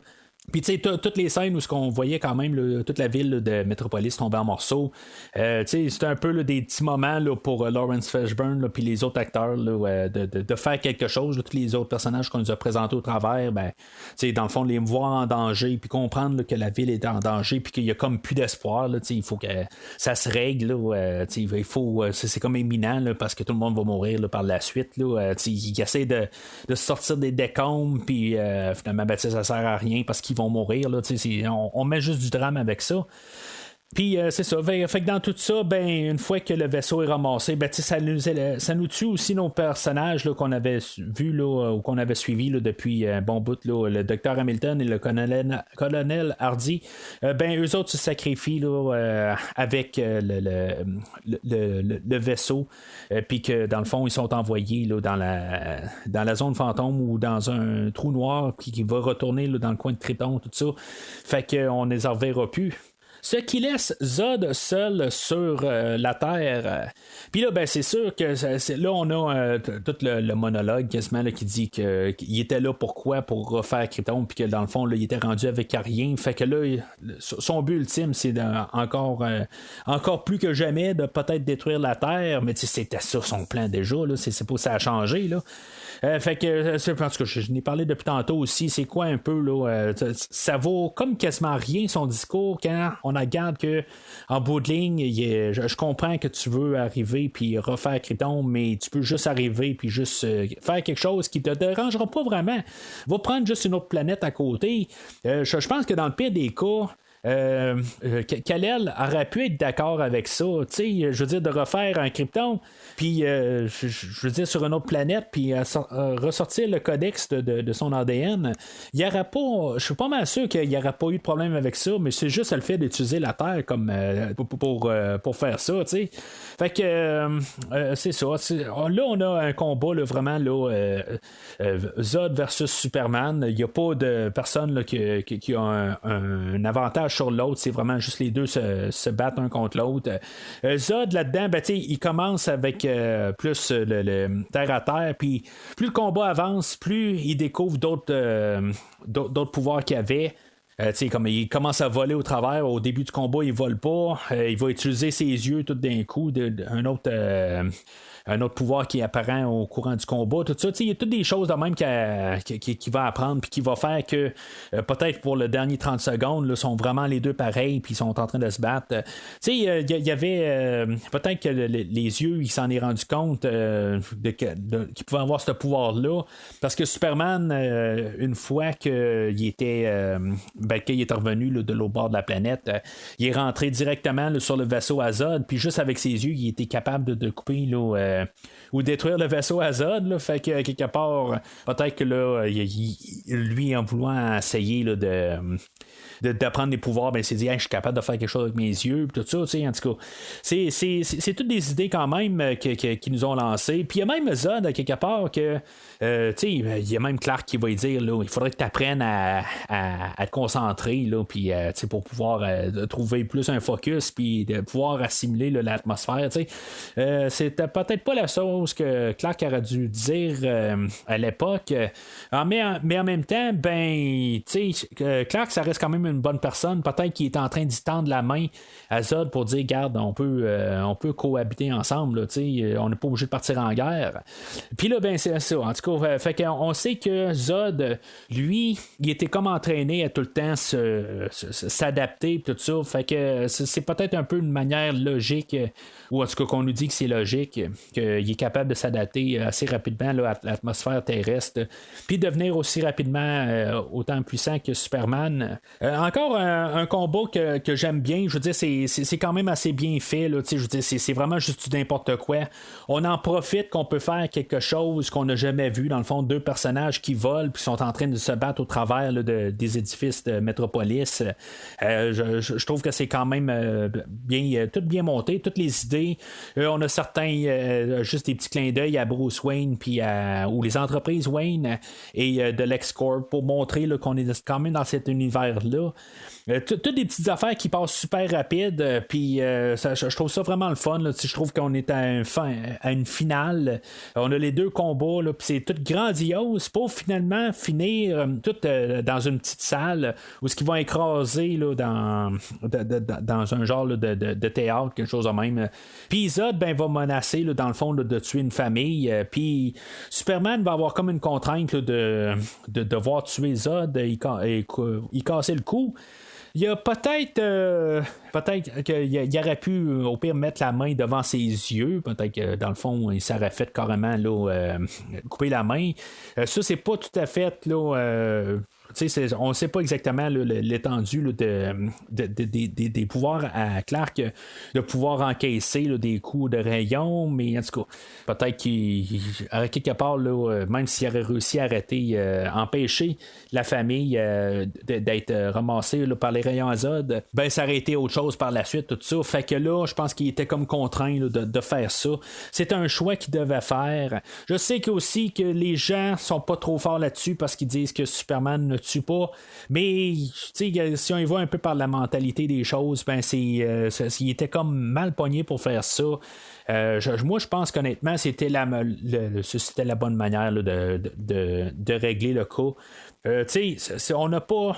On a tout le temps eu une histoire où Superman tuait personne, mais là, il n'y a comme pas eu le choix.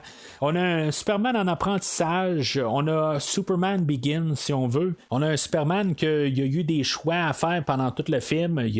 Son choix n'a jamais été de tuer, puis là, ben, il a comme pas eu le choix d'arrêter. Dans le fond, c'était juste un choix d'arrêter le problème et non de tuer. Là. C'était pas comme sa cible de tuer les hommes. Là. C'était pas son but, mais il a comme pas été contraint de le faire.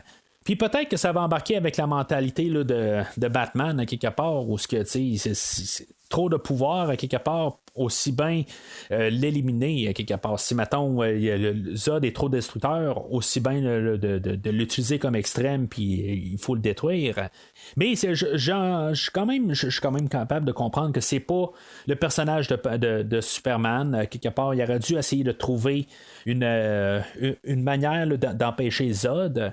Mais l'autre côté, ben, c'est une manière aussi de justement arriver puis de dire qu'à l'avenir, il va devoir trouver une manière que ça arrive jamais à cette conclusion-là, parce que en bout de ligne, il va être peut-être un peu torturé. Ben, c'est ce qu'on va essayer de nous dire, même des commentaires, il essaie de nous dire ça, qu'il va être torturé un peu, le fait que ça va le hanter un peu, mais le film est fini dans 3 minutes. Puis oui, il y a un look qui va faire que quelqu'un va regarder Lois Lane puis qu'il n'y a pas de l'air content, tout ça. Mais je veux dire, ça dure, c'est juste le restant de la scène, parce qu'après ça, on voit que Clark Kent est bien, il est bien heureux, puis bien content là, de tout comment que ça se déroule, tout ça. Fait que je le sens pas comme personnage torturé là, parce qu'il a tué quelqu'un. Il a fait qu'est-ce qu'il avait à faire. Je comprends. Mais, si mettons on va là, dans la bande dessinée, là, la mort de Superman, qui est peut-être l'histoire de Superman la plus vendue, ben, son plan, c'était pas mal de tuer Doomsday à la fin. Fait que, quand on dit Superman ne tue pas, ben, en bout de ligne, il a tué Doomsday, là. Fait que, il faut savoir qu'est-ce qu'on dit aussi. Alors, Superman, il va ramasser un des satellites, là, puis il va ramener au pied là, du général Swanwick, là, qu'on avait vu un peu plus tôt, là, dans le fond, supérieur au colonel Hardy. Puis là, c'est sûr, il est avec le major Faris. Puis, dans le fond, c'est comme un peu un dernier tête-à-tête avec le gouvernement, là, pour dire, regarde, arrête de me courir après, en bout de ligne, là, regarde, je suis de votre côté. Puis c'est un peu pour conclure là, les scènes avec ce qu'on avait vu là, avec l'armée, tout ça. Puis genre comme pour mettre ça officiel, à l'avenir, on est ensemble, puis on va aller de l'avant ensemble. On n'est pas chacun de notre camp. La seule affaire que je vous demande, c'est quelque part, là, moi j'ai aussi, je veux dire, je suis pas un humain, mais il faut à quelque part là, que je vois un peu, là, que je prenne un peu de recul aussi. Là, des fois, il faut que je me vide la tête puis que j'ai une vie normale. Fait que chaque fois que je vais voir qu'il y a un satellite, quelque chose de même qui essaie de me suivre, ben je vais vouloir retourner d'en face, puis ça, je m'en fous du prix, tout ça. Ben, respectez ma demande, puis je suis quand même le plus transparent possible avec vous autres. C'est un peu ça. Puis ça, c'était en même temps, c'était comme la dernière scène qu'ils ont filmée pour le film.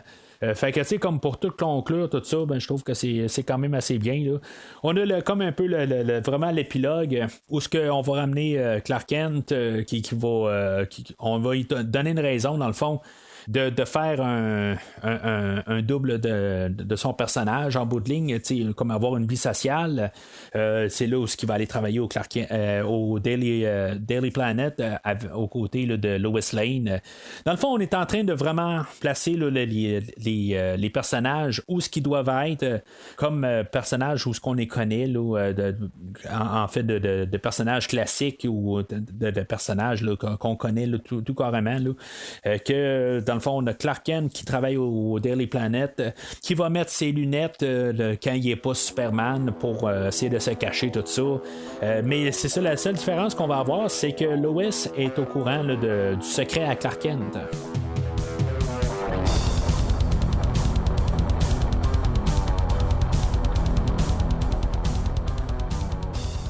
Alors, en conclusion, c'est un film là, que j'aime beaucoup, rendu là. Je pense pas que c'est un film qui est meilleur que le film de 78. Je pense que le film de 78 est quelque chose de supérieur au film d'aujourd'hui.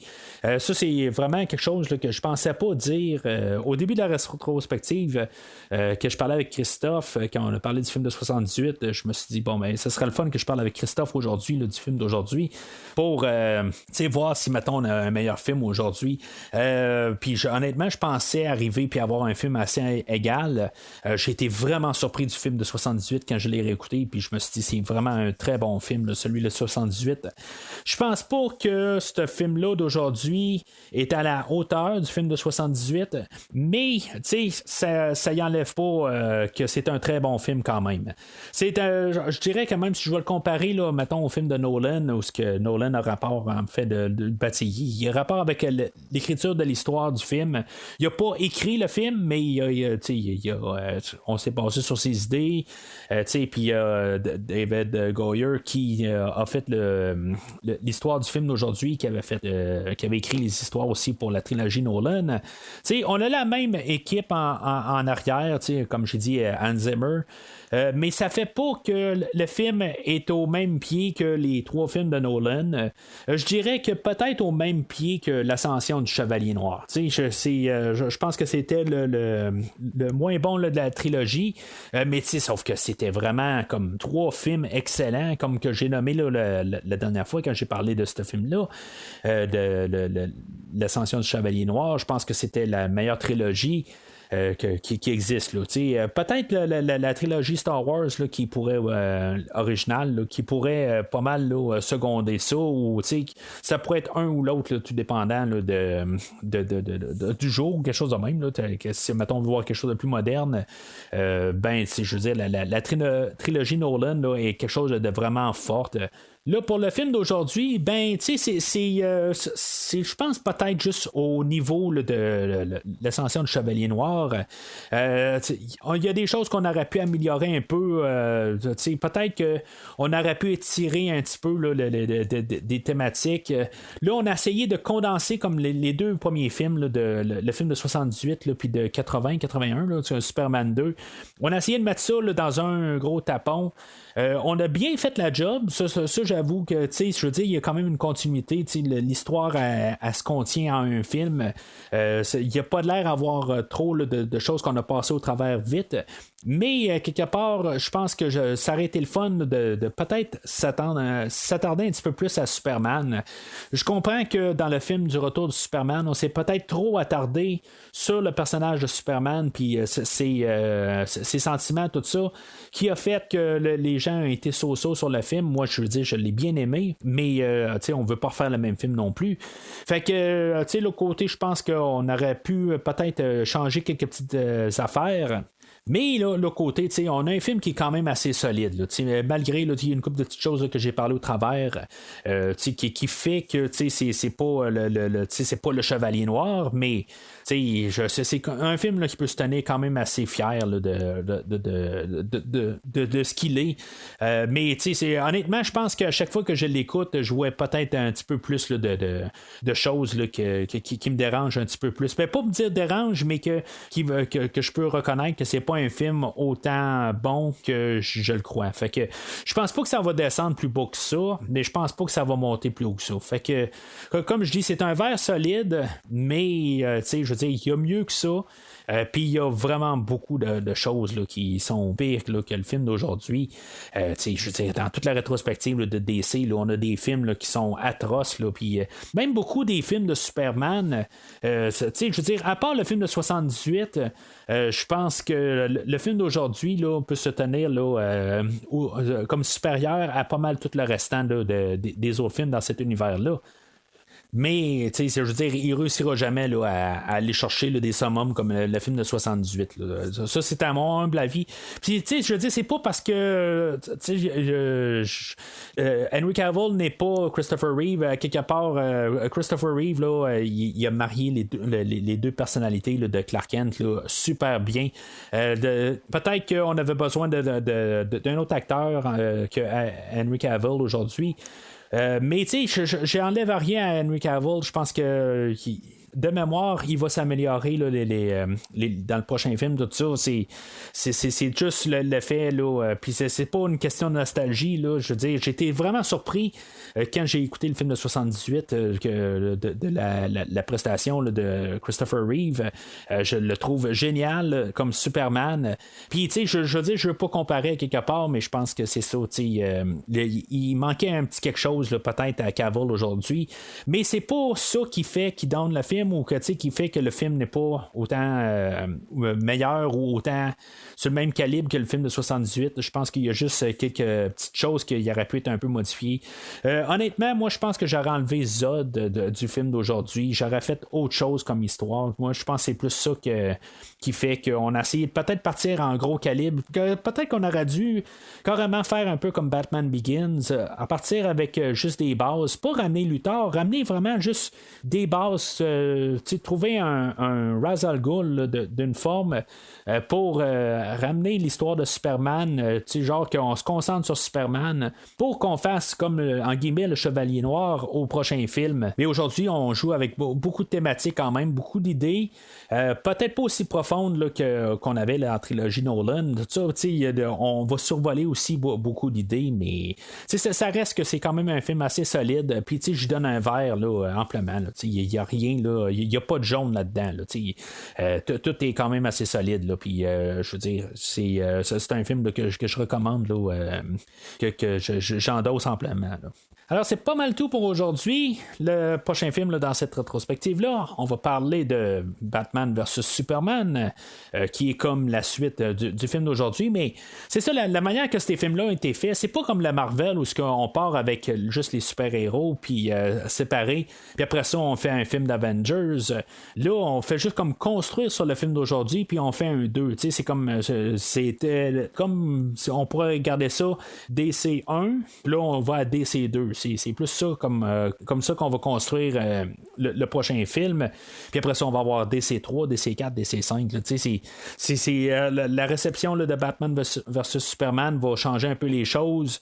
Que là, on va prendre plus d'autres choses là, qu'on va peut-être vouloir séparer finalement là, les super-héros finalement. Là, mais en tout cas, c'est ça un peu. Là, la Warner va comme avoir plein de décisions qu'ils vont faire pour un film. Là, tout d'un coup, ils vont se dire, bon, ça marche pas de même, fait qu'on va faire autre chose. T'sais. Fait que je sais pas, on va en parler pas mal là, dans les prochaines semaines là, à chaque film. Mais je trouve que moi, j'ai comme pas trop de problèmes. Là, puis c'est sûr que je vais parler là, souvent. À quelque part, on a toujours comme un univers étendu depuis le début. Même si le Batman de 89 n'a pas rapport avec Christopher Reeve, ça reste que les films sont quand même séparés, puis des fois on a quand même des clins d'œil où ce qu'on va dire que Superman il est à telle place, tout ça. Je pense que c'est dans le film de Batman et Robin. On va parler de Superman que lui il travaille seul, tout ça. Ces personnages-là existent, puis quand même qu'il y ait la face à Christopher Reeve, de Henry Cavill ou de Brandon Routh, on s'en fout. Ces personnages-là existent. Puis ça va être un peu ça qui va arriver être la destinée là, de le DCU comme on le connaît aujourd'hui. Alors, d'ici le prochain épisode, ben, vous pouvez suivre Premier Visionnement sur Facebook et Twitter.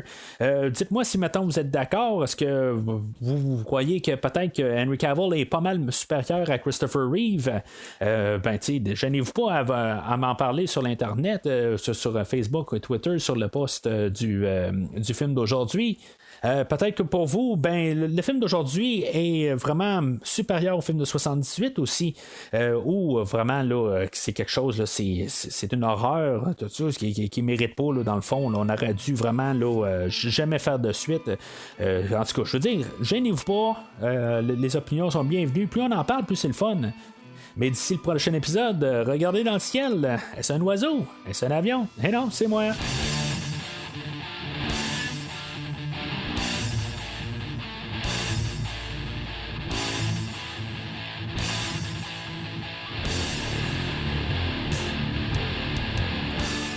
Merci d'avoir écouté cet épisode de Premier Visionnement. J'espère que vous vous êtes bien amusés. Revenez-nous prochainement pour un nouveau podcast sur un nouveau film. Les opinions qui se sont dites sont les miennes et ont pour but de mieux comprendre le film et ou trouver un sujet de discussion et non de servir comme version officielle ou définitive du film discuté ici. N'oubliez pas de suivre la page Facebook de Premier Visionnement pour être informé de nouveaux podcasts. Vous pouvez écouter Premier Visionnement sur plusieurs plateformes, dont Spotify, YouTube et Stitcher. Merci et au prochain épisode.